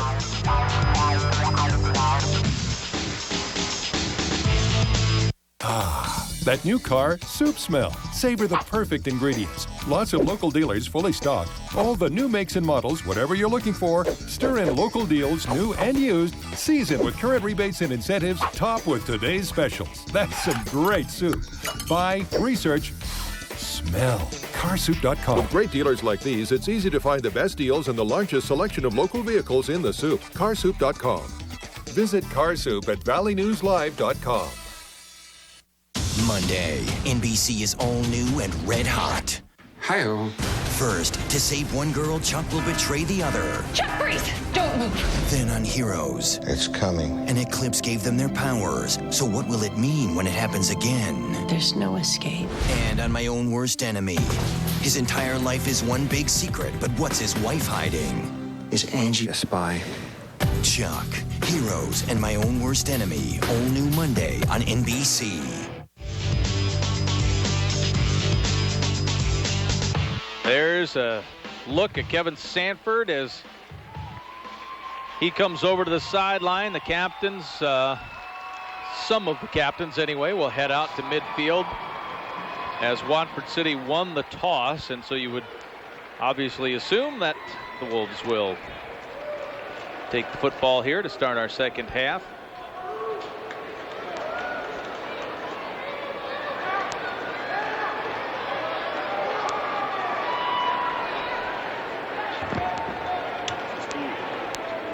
And that will be the case. Listeners.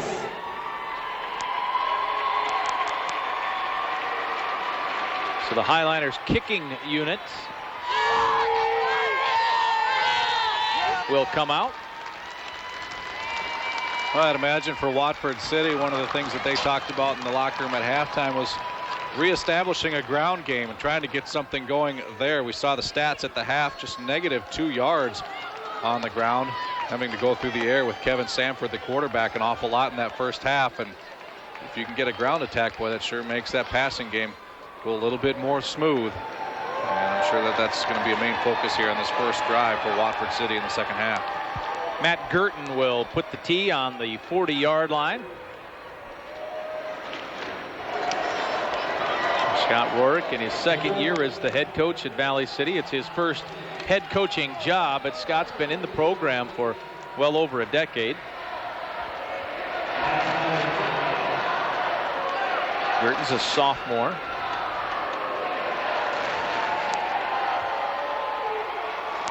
Jacobson and Lebo back deep. That first half was so good. Come on, let's get this second half going. It sets up what should be a pretty good finish to this one. Trey Jacobson from about the 18 had the hole he was looking at close up on it, but he did surge up to about the 34-yard line. There's a couple of Wolves just laid out a couple members of the Valley City kick team. Aaron Foreman for Watford City, one of the guys just clearing the way on that return, and giving Watford City some pretty decent field position to start this first drive of the second half. Aaron is the starting center for the Wolves. He has Qualley and Swenson at guards, Brown and Haugeberg at tackles, and Sanford, who had 92 yards passing in that first half, hands off to Knutson on the first play. That's the way the running game has kind of gone here for Watford City. You know, Fred Fridley said, you know, I am a coach that likes to run first, and it's almost, you know, against his nature to think pass. But with Sanford, he says, I got to keep telling myself, I need to pass, I need to pass, I need to pass with this kid. But I'm sure he wishes he could get a little bit of a run going here. Well, like I said, it makes it a lot easier to throw the ball once you can soften up that defense a little bit. But Valley City has just been pretty stingy in this first half plus against the run. And here is Sanford's first pass, looking for Doherty deep. No, he goes to Flatland short. He's up to midfield. Flatland with a first down, and he puts a pretty good hit on Highliner on the far sideline, but we have not heard Flatland's coming up limping just a hair, but Flatland, the #1 receiver on the year for the Wolves. Well, the play fake is what starts this play. He's got a couple of receivers. You talked about Doherty. He was about 10 yards deeper in that same pattern. And Flatland, there's Doherty there at the end of the play. Flatland wide open as well. So 2 receivers really to pick from because the defense started to go towards the play fake, which was the opposite way that the play was designed to go. Pretty good collision between Flatland and Fogarty. 1st and 10. And the pitch near side. Knutson with a little bit of a cutback. Best rushing play of the day for Watford City inside the 30. Well, a little bit of a different running play, too. You get the pitch out there and get some space for Knutson. And watch the cutback and look at that lane he's got to run in. Not even touched until he gets 15 yards or so downfield. But Elliott there to wrap up. But that's the kind of running play that Watford City, I think, was looking for in the first half, just not able to find much of it. Now a gain of about 16 on the running play to the 28. Wolves' first drive of the 3rd. Sanford will try the sweep now and a pitch back to Knutson. Knutson kept his feet, and he is up to about the 23.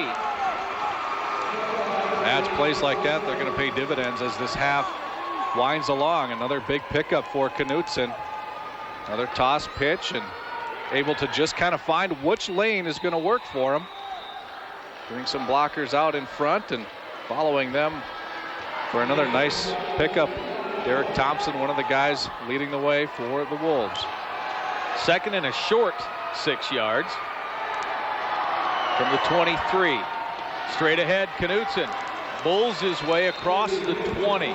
Needed to get to the 18 for a first down, so 3rd and 1 on the way. That Knutson a little bit hobbled too. You see he went out the first half with that injured left leg, but quickly Watford City coming to the line. The Wolves have really picked up the pace in terms of play calling as Sanford tried to get the first down on a sneak. I think he did. Yep.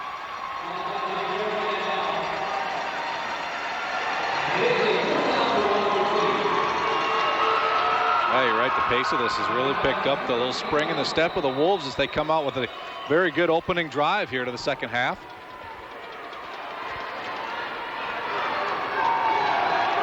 Well, Valley City, we saw the speed of the Highliners defense and maybe trying to speed up against it, throwing the rhythm of the defense off just a bit. First down, Sanford will roll near side. He has Doherty deep, but he can't get the ball there. Sanford tucks it and puts his shoulder down and picks up a first down to about the 5-yard line. Good decision there, I think, for Sanford. I saw Doherty, too, and rolling that direction would have been a pretty tough throw, I think, for Sanford to make as a right-handed quarterback rolling to the left. He would have had to put that right on the money, but did find some room to run. Picked up a first down and a new set of downs for the Wolves here. Yeah, Swenson throwing a good lead block on the pull from his right to his left on the guard. And it's a 1st and goal. Inside the 5, call it the 4. Knutson, there's a big pile. Knutson's in it somewhere, falls ahead for a couple of yards.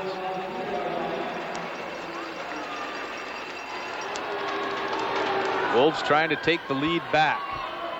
And those are the running plays that have been a little bit tougher. Of course, a goal line defense coming in here for Valley City, but the plays right up the middle between the guards has been pretty tough to find any room against the Valley City defense. Power I formation. Knutson on top of the I. He's got 10 rushing touchdowns this year. Sanford dives ahead, just short. There was an opening there for just a split second. That's about as close as you can get to that goal line, I think. Now Sanford trying to pick up his 9th rushing touchdown. The Wolves are back on the line already, picking up the pace on this thing. Here's another one, and the ball came out, and then it was picked up. Was it picked up in the end zone? Wow. Yes. And Sanford, I think, had it too. Dropped it, picked it up, and still was able to lean in for the touchdown. So the opening drive of the 3rd quarter results in a little bit of a spooky touchdown scored by Watford City. It was a little spooky, but a very impressive opening drive here to the second half. Get a better look at it here. Sanford, there's the ball on the turf. Yeah, and Sanford does just as you called it when it was live, Scott. Flatland's kick, did it get there? No, that's short. So it's 19-14 with Valley leading Watford.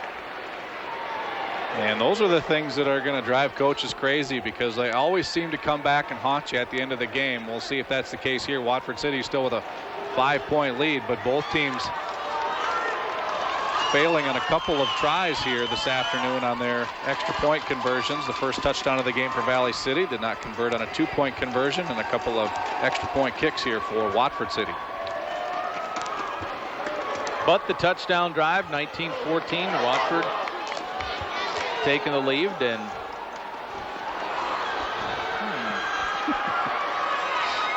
laptops are everywhere.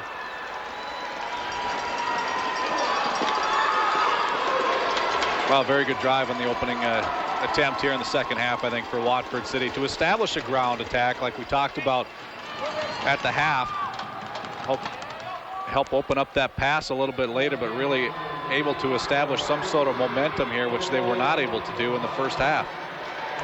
And it results in a go-ahead score. 10 plays, 66 yards. 3 minutes, 46 seconds, I believe the time.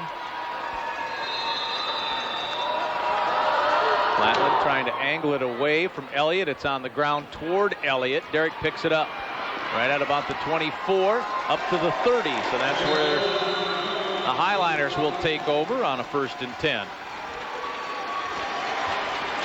Derrick Elliott averaging 152 all-purpose yards, meaning rushes and kick returns, and 110 yards rushing in the first half for Elliott. Not many pass receptions, but he does have 7 of those. And the sweep near side to Elliott. Elliott squares up and gets to about the 35. You know, a lot like in the first half, the runs that Valley City has, when it, you know, to the naked eye, it doesn't look like they gain much, but there again, that's almost 4 or 5 yards on that pickup by Elliott. And that's kind of the bread and butter on that play right there. Tack on 4 more for Elliott, and it makes those second downs a little bit easier when you're successful on first down, which Valley City for the most part has been this afternoon. 2nd and 6. I really like the way Elliott, when it comes time for contact, he squares his shoulders. And here he tries to bounce it out. The flag comes down on the far side as Jacobson comes up for the tackle. But the flag was on the far side of the field.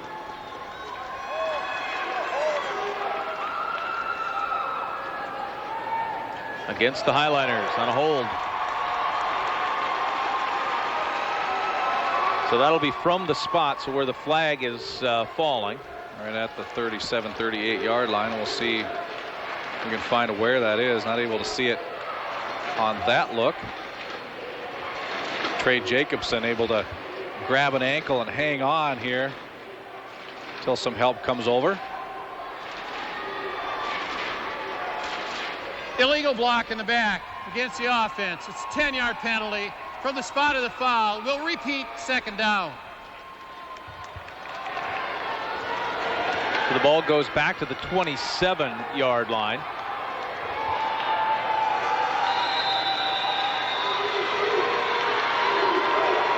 Second and about 15. 14.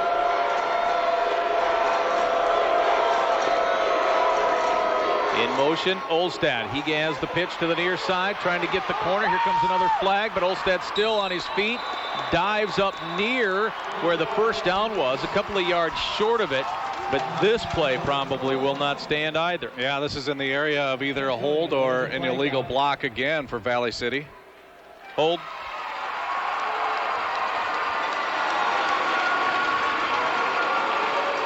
Well, it was pretty clean first half, I think, for both teams. A couple penalties each, but a couple on this first drive here for Valley City. And well, right there you see his arms wrapped right around Knutson. That was Elliott, I think. That is a holding no-no. On the offense. Number 22. Yep. It's a 10-yard penalty from the spot of the foul. We'll repeat 2nd down. So the ball goes back to the 17-yard line now. So a pretty decent 2nd and 6 is second and a lot more than that now. The first down markers at the 41 and the ball's at the 17.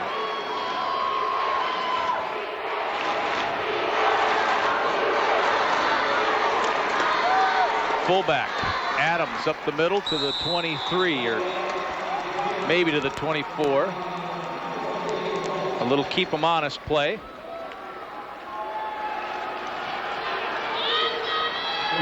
Still brings up a pretty long third down, and not, talked about it before, not much of a passing team, and this is a part of the field where you probably don't want to risk a whole lot either, backed up to your own 23-yard line. In fact, more passing attempts, I believe, have been attempted by Elliott than DeLorme so far. Inside handoff coming to Olstead. Picked up a few, but it's up to the 28. A few doesn't mean much when you have tons to get for a first down. So Watford's defense, with the help of those Valley City penalties, force a punt.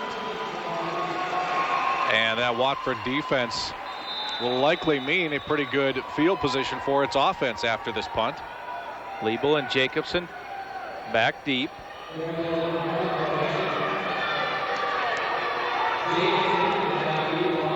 Elliott's the punter. It'll come to Liebel at the 44. To midfield, straight ahead to the 45. That's a great place to take over on offense. You'll love that every time. The other person in the other team's territory. Another flag back at the far sideline, Lee, at the 28-yard line against Valley City. Yeah, going to be motion, I think, Scott. Whoever was on the wide side here for the Highliners wasn't set, and that'll be declined.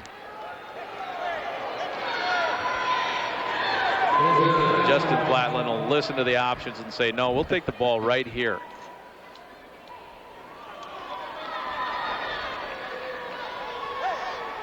Illegal formation on the offense, not enough men on the line of scrimmage. That penalty is declined. The result of the play is 1st and 10, Watford City. 1st and 10 from the 45 of Valley City. Well, a good place to start for the Wolves, and when you think of the momentum that they had off their other drive, this could be a pretty productive start to the second half for Watford City.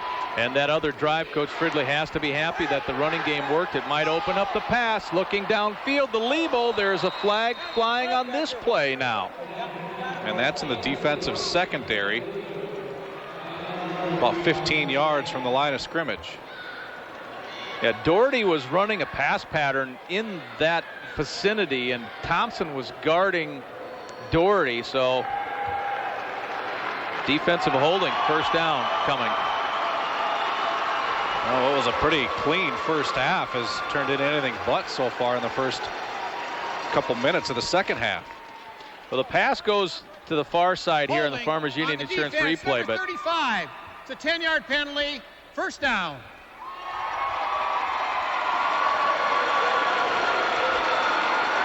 Well, pass incomplete, but a defensive holding penalty gives Watford City a first down anyway. I like that play call, too, going for the quick strike. You got the good field position. Why not take a chance? Sweep to the wide side with Knutson. Didn't get much, maybe one. Garrett Handel, nose guard again, coming over from his spot, moving down the line of scrimmage and making the tackle there. Gain of just one. Garrett finished third at 171 pounds at the state wrestling tournament last year as a junior. Well, he pursues real well down that line. 2nd and 9. Sanford will roll near side, looking to pass. He flips it over the head of Flatland. Valley City had pretty good coverage on that one, too. He had 3 guys out in the pattern, each about 5-10 yards deeper than the next. This one would have had to be a pretty good throw to get this one on the money, because you'll see, I guess the coverage wasn't quite as tight on Flatland as I thought originally, but still forced him to finesse it. Yep. Always harder to finesse a ball into a spot than just to fire it. 3rd down and 9. From Valley's 34.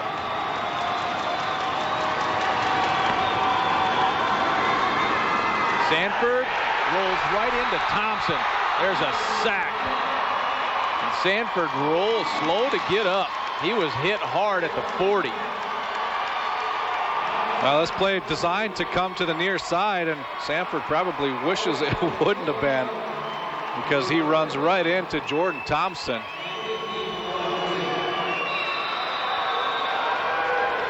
I mean, runs right into him. Thompson right in his face. Beanbag was thrown in there, so he may have dropped the ball, but no fumble called on the play, or at least Sanford able to cover it up.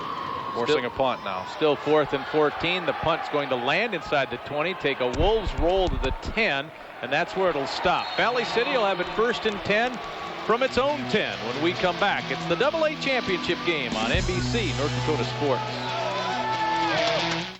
Strong hands to guide you. With all of the concern over the stability of economic and financial markets, it's good to know Farmers Union Insurance maintains a strong investment portfolio in North Dakota, investing in everything from school and city bonds to new agricultural ventures. Our concern and commitment is reflected in the countless volunteer hours of nearly 100 Farmers Union agents across North Dakota. Investing in North Dakota for over 60 years. You won't strike out with a birthday party at the Bowler. Birthday parties include Gina's Pizza, breadsticks, pop, and of course, bowling.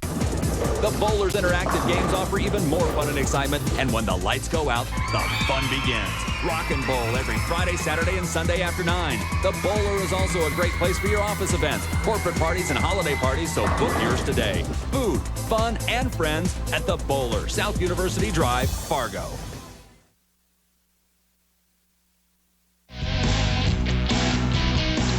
Well, that's quarterback Kevin Sanford for the Wolves after that last hard hit on the sack by Thompson.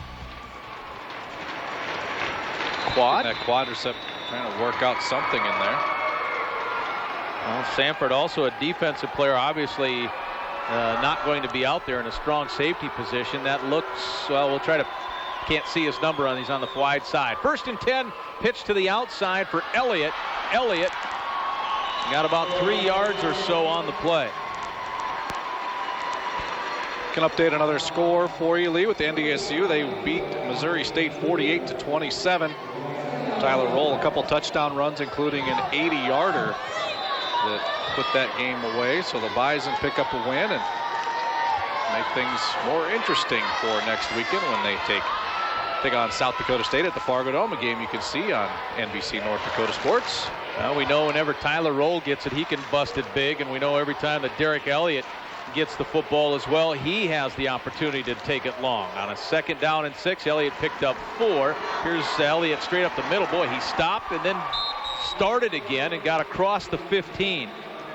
Kind of a strange looking play right there, and Elliott waiting for something to open up, and nothing really did. You see Horner pulling again on the play, but ran into one of the Watford City defenders. That's what held that one up.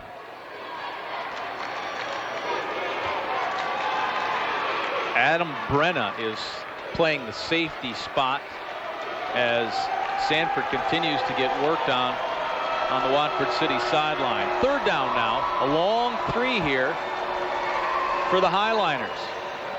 And the handoff to Elliott, spinning and not getting to the 20, which is what was needed for a 1st down. So Watford City's defense with a 3rd down stop. Well, good series right there for Watford City, making plays that they weren't able to make that often, honestly, in the first half, but have done some things now to close up over some pretty big holes in the first half.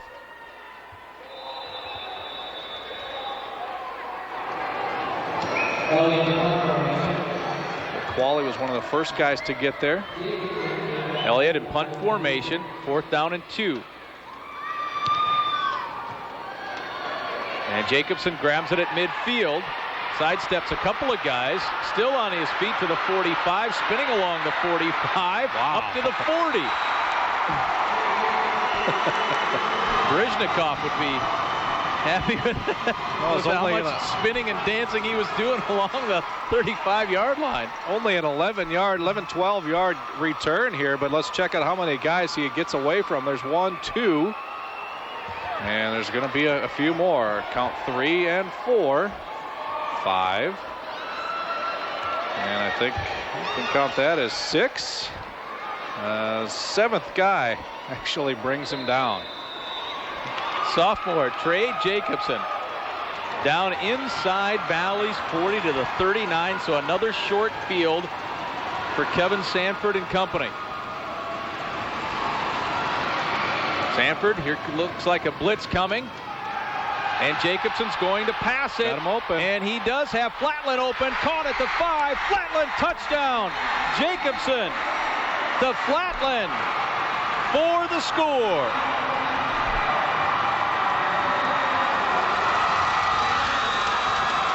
Trey Jacobson, well, if you look on the roster, the first position is QB/DB. We've seen him return kicks, and now we've just watched him throw for the touchdown. Well, it looked like a little double reverse there, and Jacobson able to set up.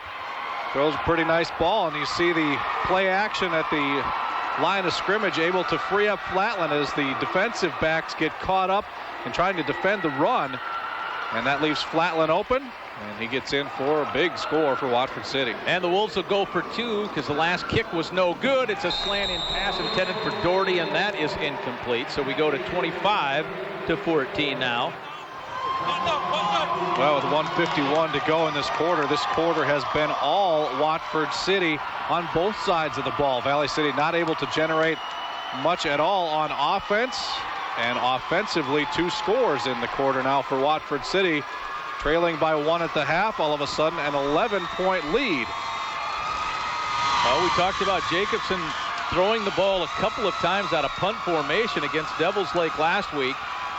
And here on a reverse pass, Jacobson to Flatland. And, just what you were talking about there a little bit, Scott, I tell you, the way the Wolves defense is playing, that's been the most impressive thing for me so far in this third quarter. Yeah, Valley City able to gain yards in chunks in the first half. They have been shut down, in fact, probably moved backwards in this second half. The one-play scoring strike to Justin Flatland. And the 11-point lead.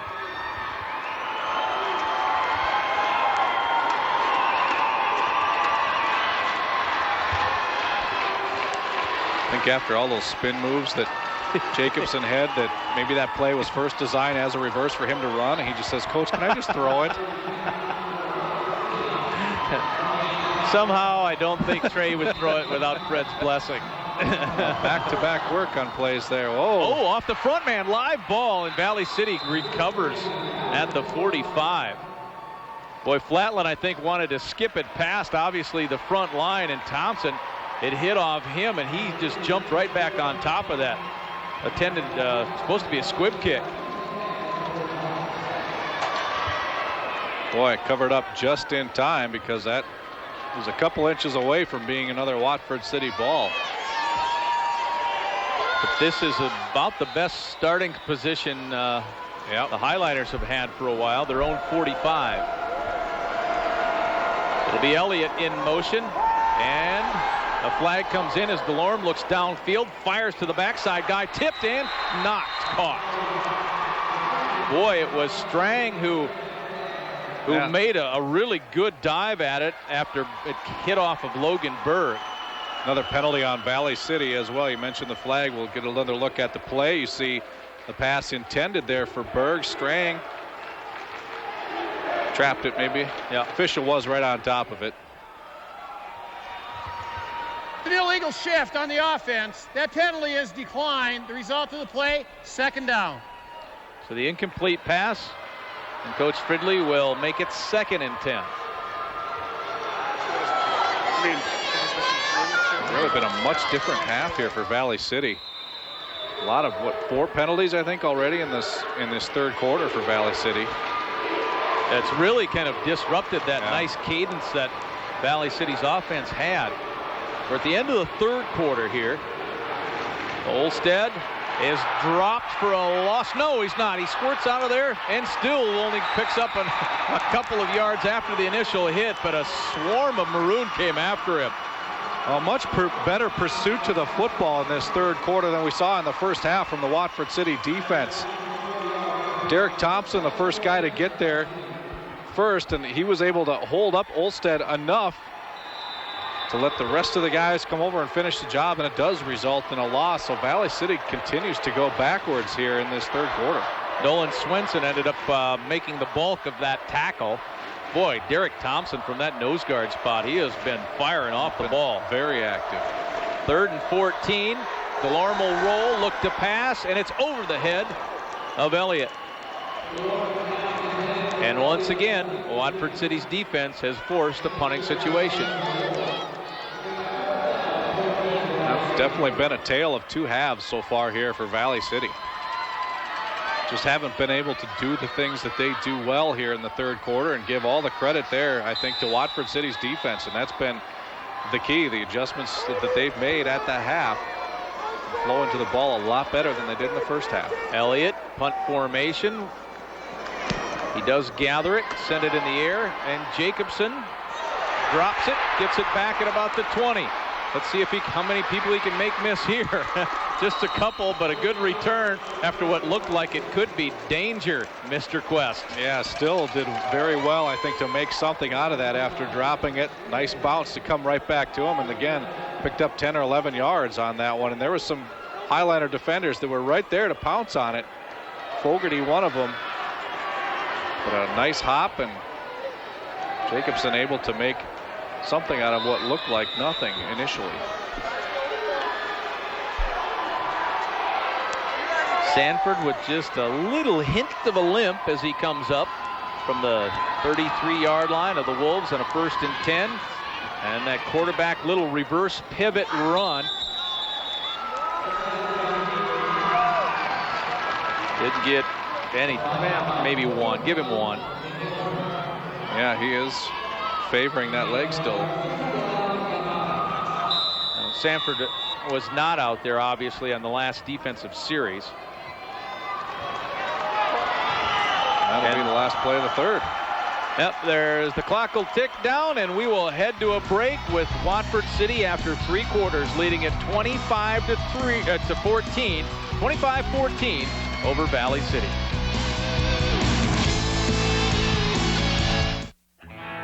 Easy.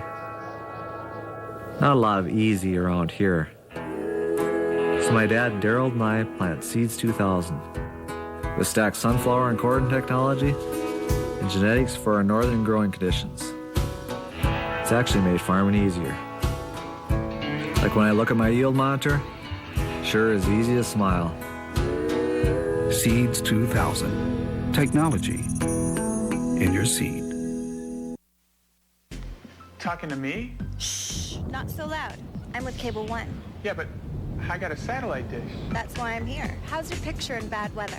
Kind of hit and miss. So switch to Cable One. Great picture without the outages. Plus real live customer service. Sounds great.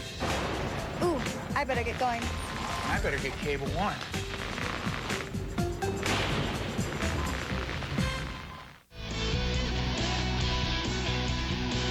Can't really call that eye black, can you? Nope.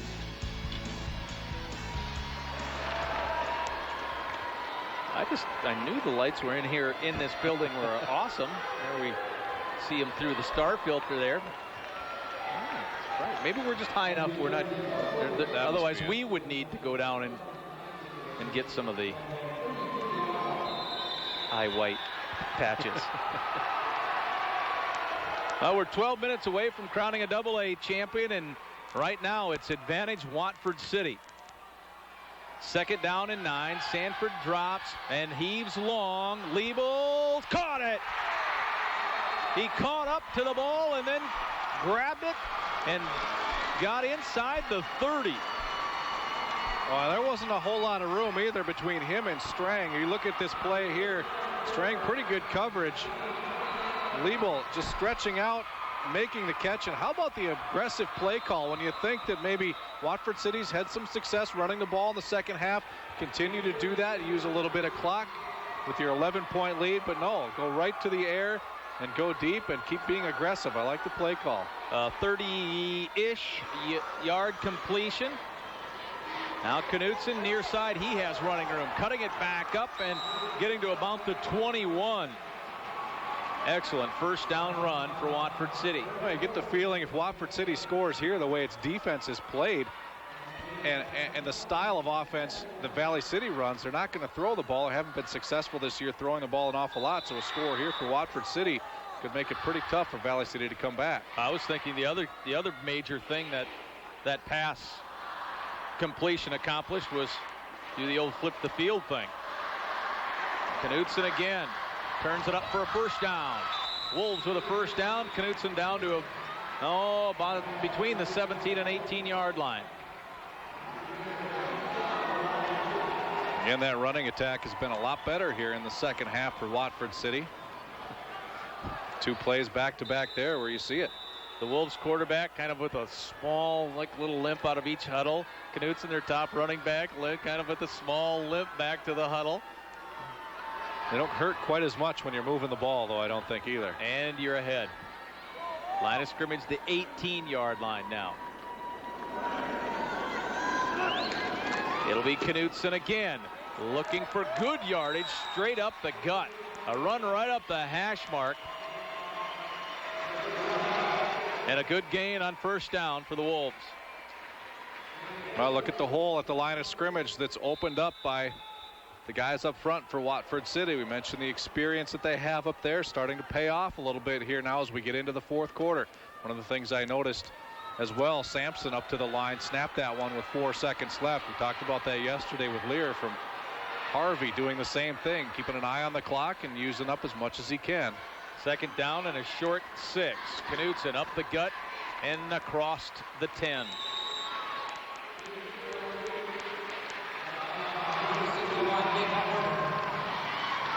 Well, it's third down, but you have to assume that the Wolves will take at least 2 cracks if needed to get the 3 yards needed for a first down.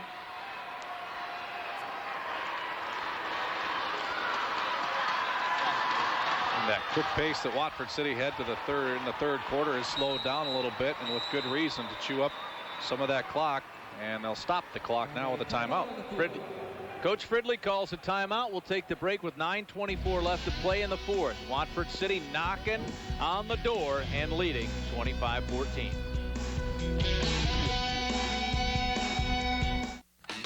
Proceed, great seed at a reasonable price. In the last 5 years, all Proceed products have consistently rated in the top 25% of university trials. They produce high yields, great standability, and low cost per acre with high dollar returns. Plus, great dry down with a good disease package. Stock up on quality Proceed soybean, corn, sunflower, canola, or alfalfa today.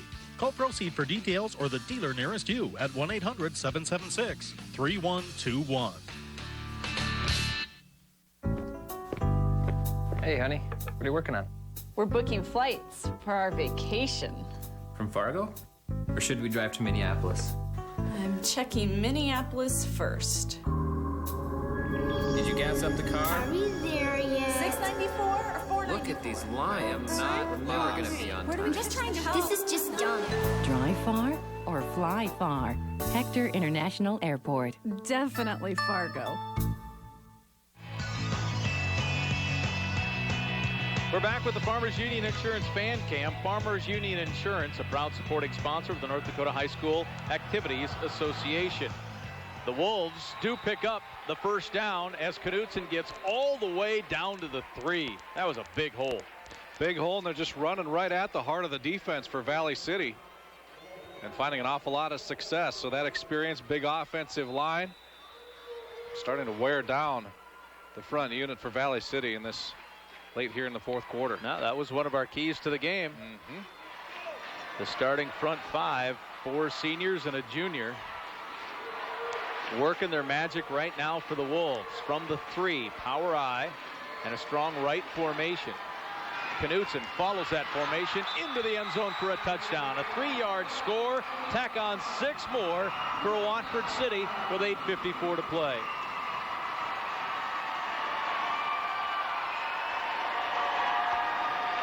Another look, and you just see that the push that group is getting up front is creating a lot of space for guys like Knutson to pick up nice chunks of yards, and he does it there, and that's going to make this one a lot harder to come back from if you're Valley City. Knutson now with 11 rushing touchdowns on the year. 2-point conversion.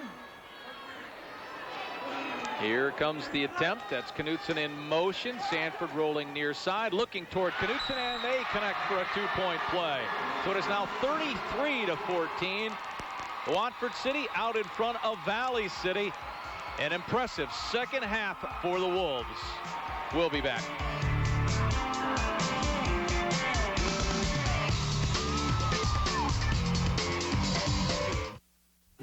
Even good kids can sometimes be bad drivers. That's why the North Dakota Farm Bureau developed a reward program for teen drivers. The Route 1000 Safe Driving Program rewards teens who maintain a good driving record with no accidents or violations for 1,000 days with a $1,000 savings bond. Contact your local Farm Bureau or go to Route1000.com for details. Farm Bureau, driving safety home for teens. Yeah, I've been snowboarding for 16, 17 years.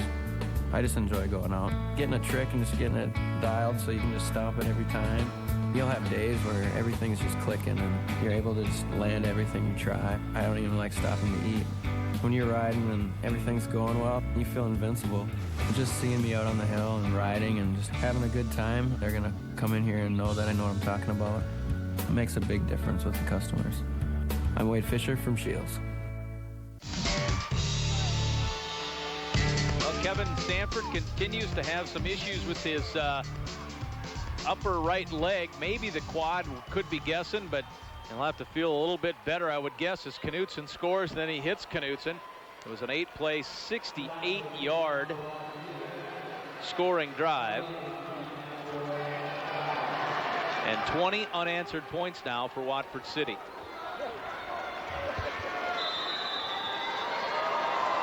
Flatland angles to the far side, where Alce, I believe, picks it up, and he will be tripped up at the 32.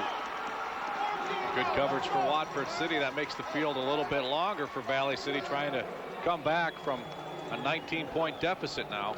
That's Nolan Culber, number 40. He's a sophomore.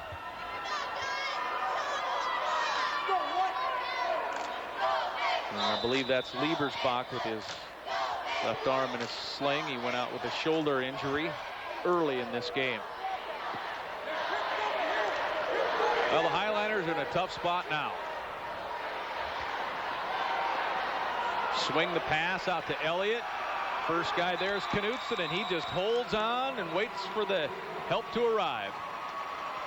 No, Valley City's just not a quick strike team. They don't have the downfield types of plays that maybe Watford City does. You see the quick rollout here, trying to get Elliott into some open space, but not a whole lot of open space there thanks to Mr. Knutson. Scott and I will be selecting a North Dakota Propane Gas Association player of the game after this AA contest. So the loss was 4 as Delorme rolls to the right, hits Fogarty. I don't know why Kruger stuck into my head. Sometimes incorrect things just go there. Sorry, Kyle. Kyle Fogarty, number 7 with the grab. But even you look at that play right there, and they're still not back to the original line of scrimmage. That one picks up a yard or two, making for a long third down attempt here for Valley City. Now 3rd down and 12 from the 28, 29 yard line.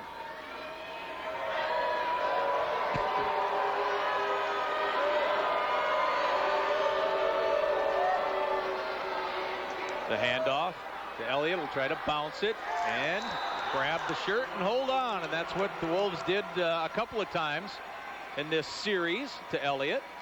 Max Johnson the guy doing the grabbing and holding right there to slow down Elliott. And that's one thing that they've really been able to do well, is just slow him down and wait for the help to come. Max has a 70-yard fumble return for a touchdown.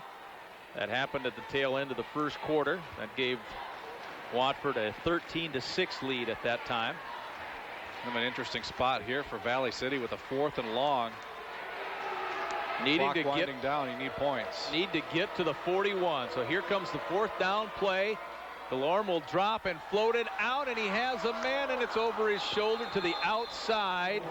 Olstad was open, but the pass was not thrown in a catchable situation. Yeah, the pass was definitely there, though. Olstad was about 5 yards open by the time the ball got there, but the ball, watch where it lands. It's a couple yards out of bounds.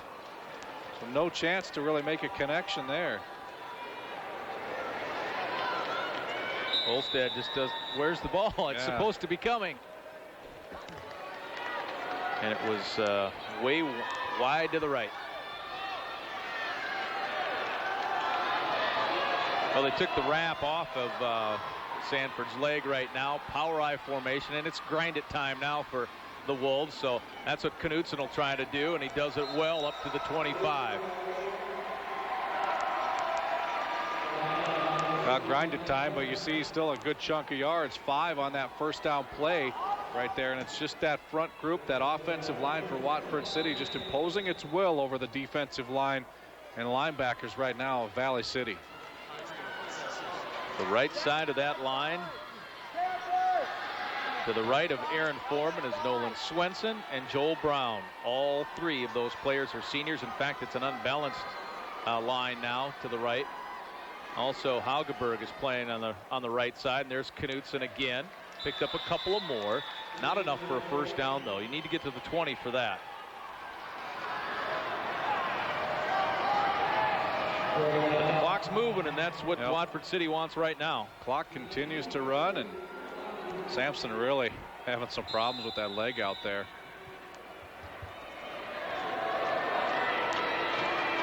But you get the feeling he'll be able to gut it up for the next 5.5 minutes, don't you? Absolutely.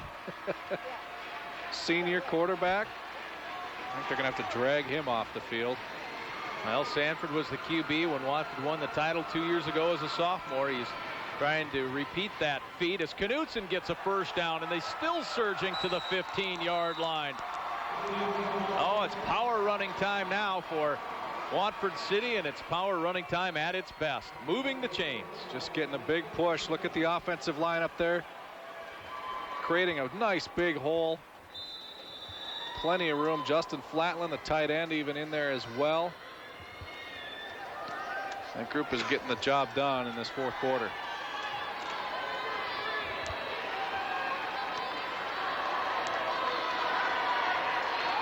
Sanford will stare at the play clock. You can stare at it as well. It's in your bottom left. Inside of 5. Knutson again.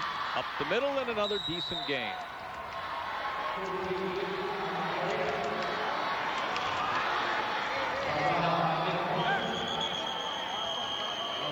Valley City calling its first timeout.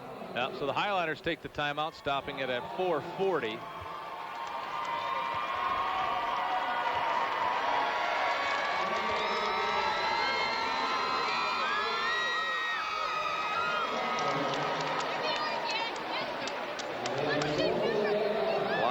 Starting to pile in right underneath us in the stands. That's where Watford City fans currently are, and it looks like Bismarck High will be taking over those seats. Tell you, this morning I stopped at a fairly well-established Outgood Sporting Goods store, and there was maroon everywhere. Bismarck, people with Demons on, and people with Watford City Wolves on. So there was maroon walking all over the place in that store.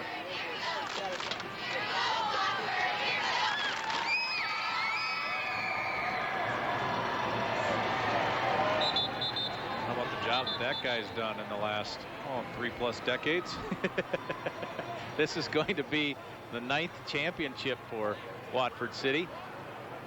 All of them with Fred Fridley as the head coach. He can certainly smile at this point in the game. 4:40 to go, and his team grinding out the offense for another state title, it looks like. Ball on the 12. 2nd down and 7. Knutson again will go over the right side and gain a couple up to the 10. Yeah, Fred's first championship won in 1975. Part of back-to-back titles. 75 and 76. And a couple more before the decade was out. Yeah, he had, what, 6 titles in an 11-year span? 75 to 86.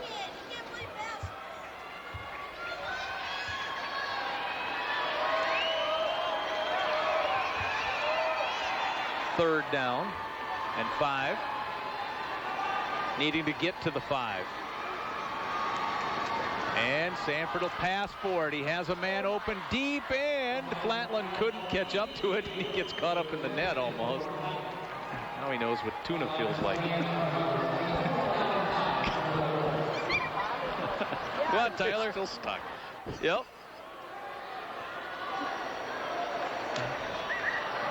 There, he got out of there.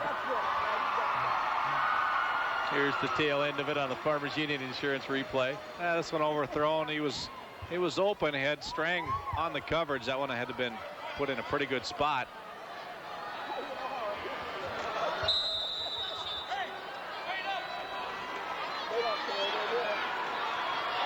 Fourth down. The incompletion did stop the clock, though, at 3:51. It'll start again on the snap. Sanford will give it to Knutson. Sweep to the weak side of the formation. Knutson close to a first down. If he's across the 5, he got it, and he did. So Watford City retains possession with a 1st and goal from inside the 5. Now Knutson just following his blockers like he's done most of the second half here, and that's what's been pretty successful.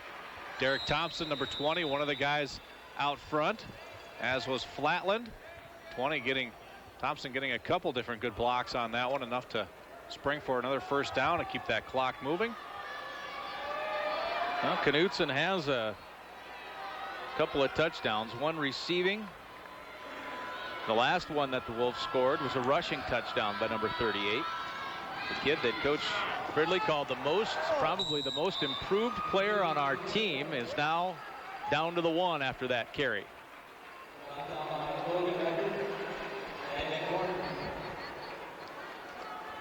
I can't say enough about the job that line is doing. Ben Haugeberg there doing a great job to turn one of the defensive ends toward the inside. Almost enough room to spring Knutson for the touchdown. It's hard to line up in a more power formation than this, with a power eye in the backfield and an unbalanced line to the right. Knutson will try to get in. He does. So give Kirby Knutson another touchdown. As Watford City's lead improves to 39-14.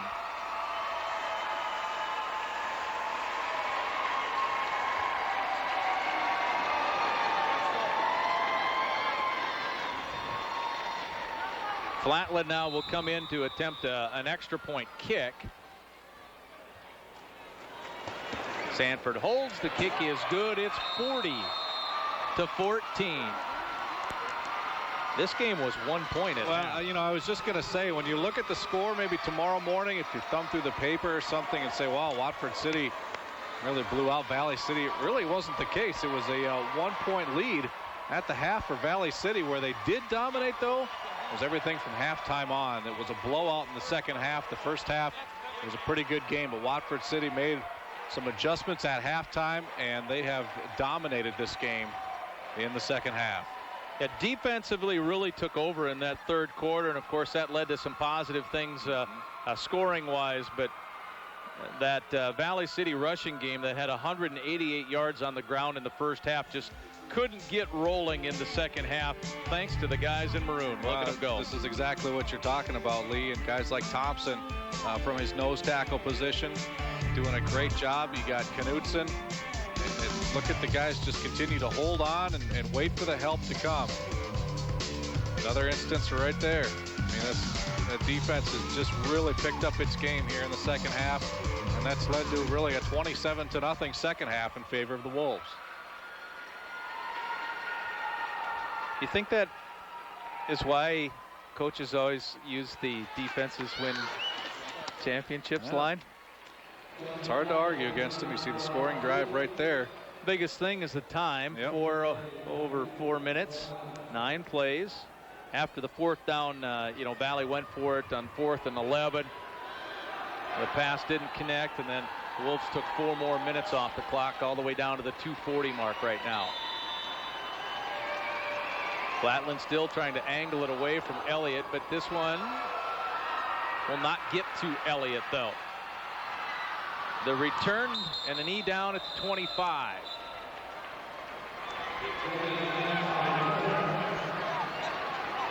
And that was Wennis again on the return.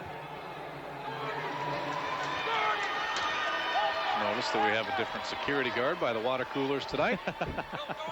Since we have another game to follow. Bismarck High and Fargo South coming up about 25 minutes after the conclusion of this one. Keeping an eye on the water.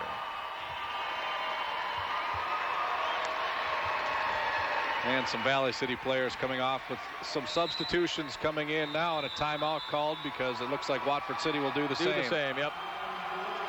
Fred Fridley brings the first-team defense over, and he's going to high-five a few. He had the JV kids ready, and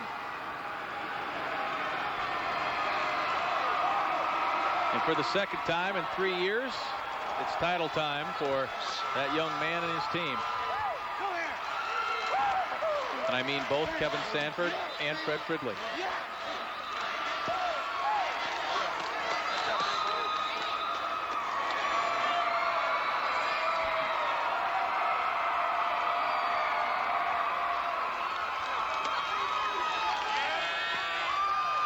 Let's do it, boys! That's Jacob Qualley.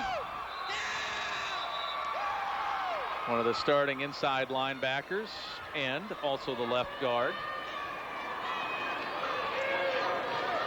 In motion to the near side is Engelhardt, and he completes a pass all the way up to the 45. The catch was made by Aaron Heck. I think the biggest play of the second half for Valley City. If not, it's close. If not, off the top of my head, I'd say yeah.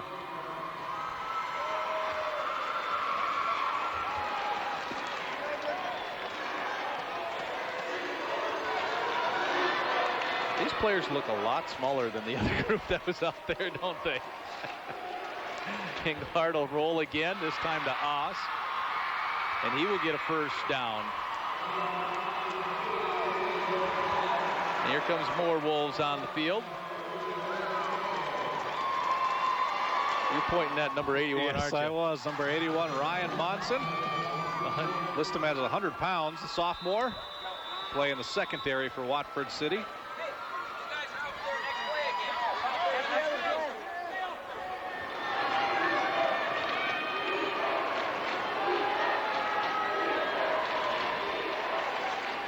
Kalen Mogan came on the field late for Watford, and here's another pass play.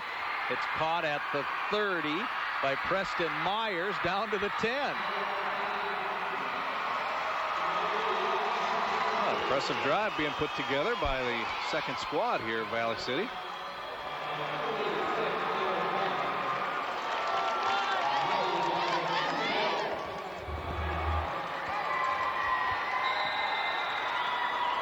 Didn't take long to get down to the 9. First and goal now. See if Engelhardt continues to throw it. He certainly does. Touchdown. It is caught by Shane Ost. 1:37 left. Well, certainly a very good drive for Valley City. Took about a minute and 3 seconds. Yep. Engelhardt, a junior, who we think will run the show next season for the Highliners. The offense stays out there to try the 2-point conversion. It's now 40-20.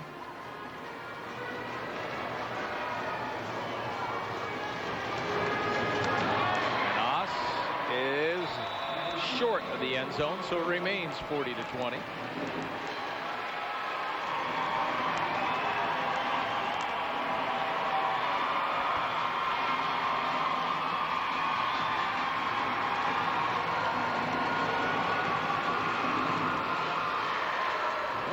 The second unit offense for Watford City. A couple of running plays, I would think, and I think we talked maybe about it a little bit yesterday, but we should mention too that Watford City will not be able to defend its AA championship next year. The male enrollment numbers have dropped low enough to put Watford into Class A.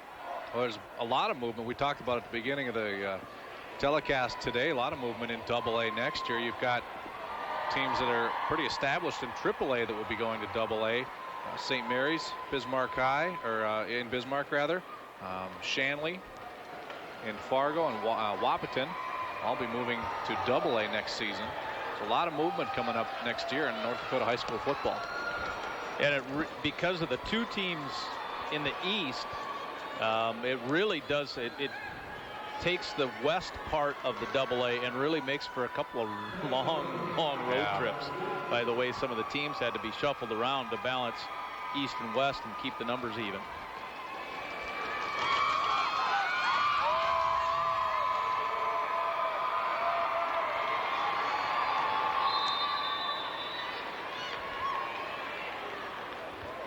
So the Highliners will kick it off. Let's see if it goes deep. It certainly, nope.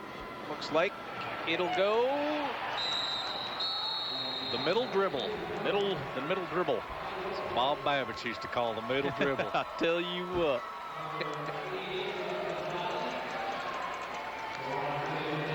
He was an entertaining guy to talk to, wasn't he? Yes, he was. That he was. You know, Bob's done pretty well for himself since leaving Bisonville, hasn't he? Yes, he has.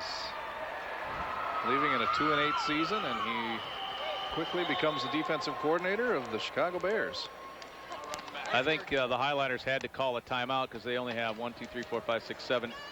7 or 8 guys that were coming out to play defense. Our 9-man game was yesterday.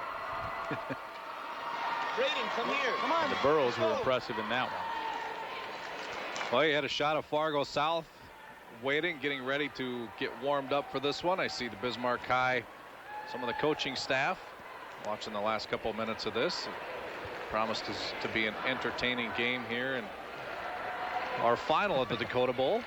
How impatient do you think Mark Gibson is right now? Very.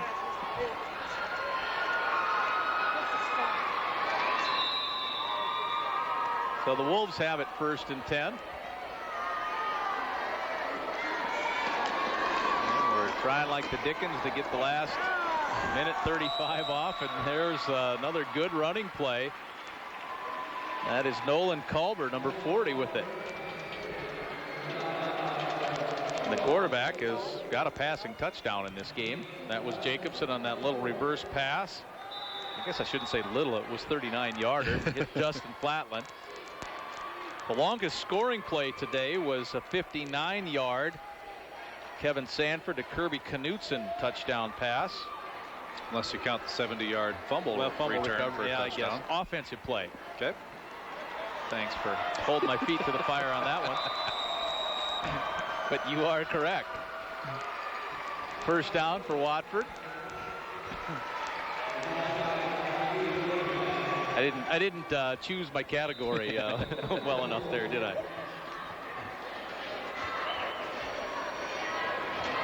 That's my job. Checks and balances. Always make sure.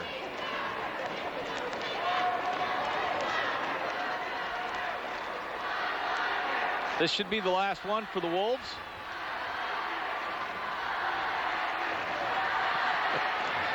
The guys just got shot down at the water cooler. Oh, Culber will get inside the 5. Oh, they're going to whistle him out at the 1. At the 1-yard line. Thought he got in.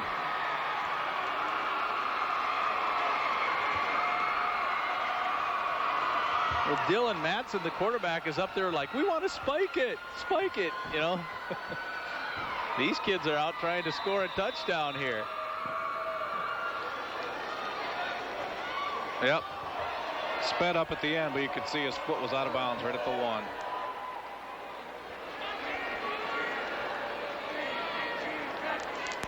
Take a knee, and make it official. 40-20. That classy move right there by Watford City. This one already in hand. Let that clock roll down to yet another state championship for the Wolves.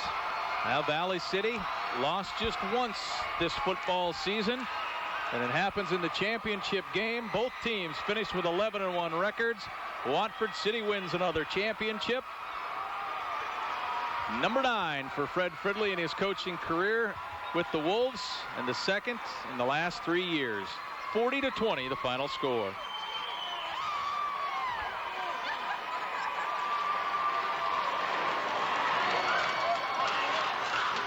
What a second half for Watford City. Wow, that was the name of the game. 27-7.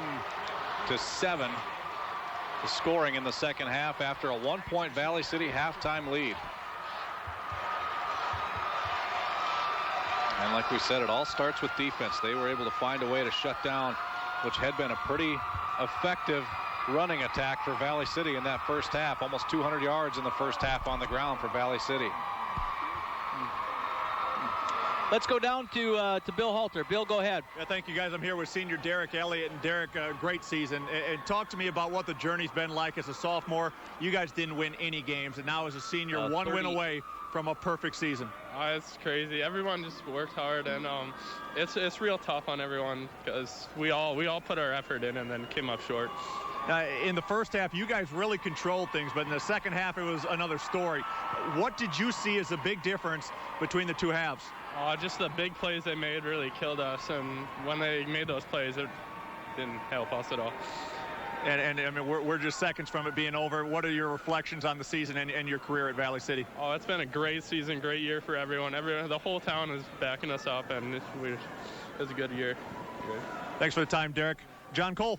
Sanford, here we go again. Tell me about the second half now. Oh man, everybody came out to play. Our line came out and just beat up on their line, and we just dominated. You know, from right when the third quarter started, we just played awesome. Now Fred told me what he said. What did he really say at halftime? Oh, I don't know. He just somehow has his magic the way. Gets his kids to play good all the time. The offensive line did a terrific job right away, took control. What an effort by the guys up front. Yeah, no kidding. They've been doing an awesome job all year, and just got to give a lot of credit to them. They've been huge for us. They've been the reason why we've won all these games. Outstanding job on defense for this club in the second half. Yeah, our defense has been strong the last few weeks, or all season, but especially the last few weeks. And second half, we just came out and we had in our heads that they weren't going to move the ball on us, and they didn't that much. How about the understudy there, Trey Jacobson? Holy cow, what a game. Yeah, he's a heck of a player, and he's going to do good in the future. Thank you very much. 2 state titles in 3 seasons, not bad, buddy, huh? All right, gentlemen, up to you. We got a happy Watford City crew. Well, they should be, John. Yes, indeed. Another championship.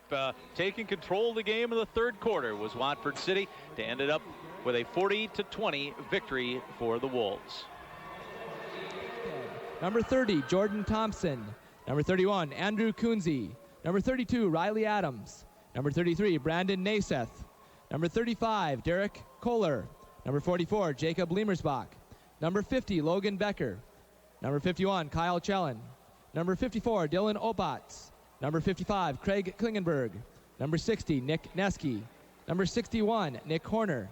Number 63, Jarrett Emery. Number 64, Brian Larson. Number 65, Garrett Andel. Number 66, Matt Sorensen. Number 68, Alex Andel. Number 70, Brady Johnson. Number 72, Adam Brandvold.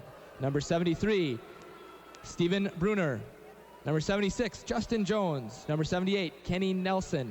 Number 81, Preston Myers. Number 82, Jacob Olson. Number 88, Aaron Heck. And number 89, Logan Berg.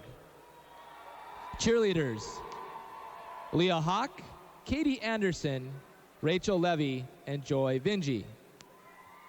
Student managers for the Highliners, Beth Trapp, Kayla Sorby, and Chelsea Nelson. Assistant coaches for Valley City, Trevor Hansen, Sean Ritchie, Trevor Bacalar, and Dave Corwin. And the head coach for Valley City is Scott Rorick.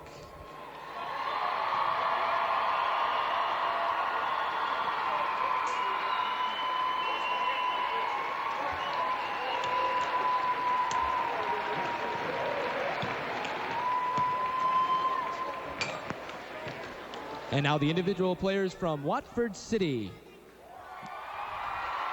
Number 3, Trey Jacobson. Number 4, Dylan Matson. Number 5, Kevin Sanford. Number 10, Adam Brenna. Number 12, Max Johnson. Number 20, Derek Thompson. Number 21, Chase Wisness. Number 24, Carson Knutson. Number 25, Kyle Brown. Number 26, Gus Nelson. Number 28, Sterling Ross. Number 29, Chance Brown. Number 32, Brady Lund. Number 38, Kirby Knutson. Number 40, Nolan Colbert. Number 44, Callan Mogan. Number 51, Ben Haugenberg. Number 52, Aaron Foreman. Number 53, Blake Wold. Number 54, Jacob Qualley. Number 55, Jake Thompson. Number 60, Nolan Swenson. Number 61, Austin Patton. Number 66, Brandon Muth. Number 67, Douglas Rolfson. Number 70, Paul Martin. Number 72, Chris Height. Number 74, Joel Brown. Number 75, Ty Rolfson. Number 76, Wasey Brown. Number 77, Douglas Nordby. Number 78, Braden Fettig. Number 81, Ryan Munson. Number 83, Seth Doherty. Number 85, Nick Liebel. Number 86, Tyler Flatland. Number 88, Justin Flatland. And number 89, Sean Fullwider. Student managers and statistician: Justine Homestead, Brittany Peterson, Chandler Brown, Samantha Schwan, and Hallie Alt. Assistant coaches for the Wolves: Pat Fitzgerald, Randy Cranston, Dave Doherty, Justin Johnsrud, and the head coach is Fred Fridley.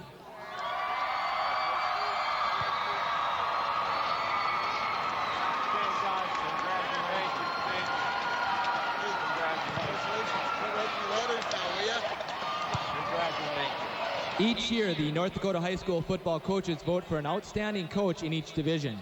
This award is sponsored by the North Dakota High School Coaches Association. On hand to present the award is Pete Moe of Washburn, representing the North Dakota High School Coaches Association. The 2008 Class AA Coach of the Year from Valley City, Scott Rorick.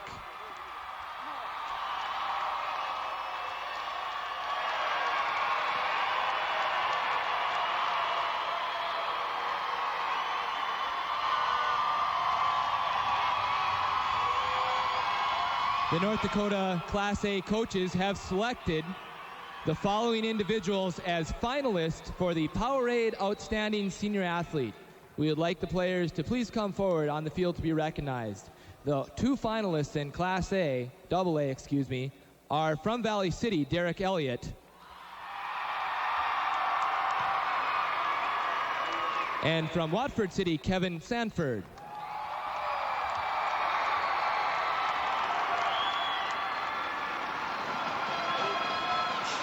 And the Powerade 2008 Class AA Outstanding Senior Athlete is Derek Elliott from Valley City.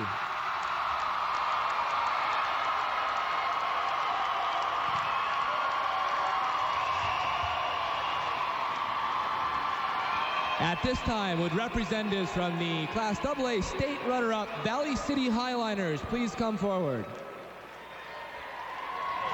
Representatives from Valley City, please come forward for the runner-up trophy.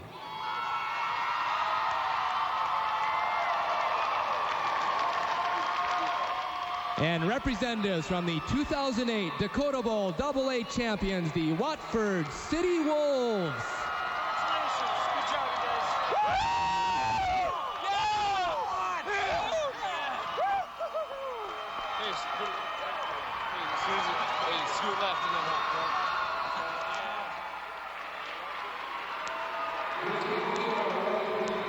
So the Wolves win it, the AA championship game, 40-20. The final score. We'll be right back with more continuing coverage of Dakota Bowl on NBC North Dakota Sports after you see this.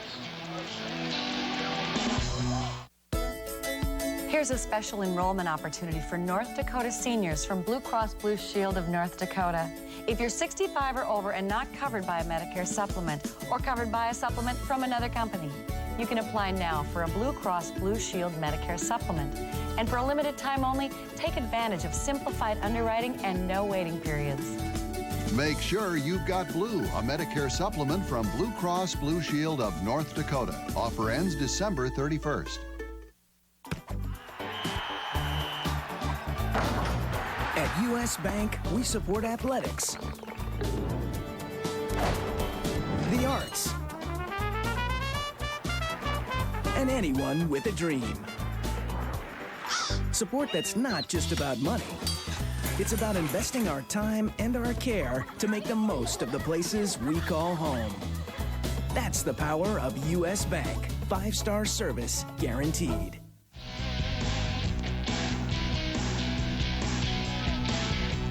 Well, the Wolves are down to take the championship pitcher that'll go in the trophy they just received. South and Bismarck are continuing to get antsy. They're about 20 minutes or so away from the start of the AAA championship game. We have one more thing to tell you about, and that's our player of the game. So Scott and I will return with the North Dakota Propane Gas Association player of the game right after this.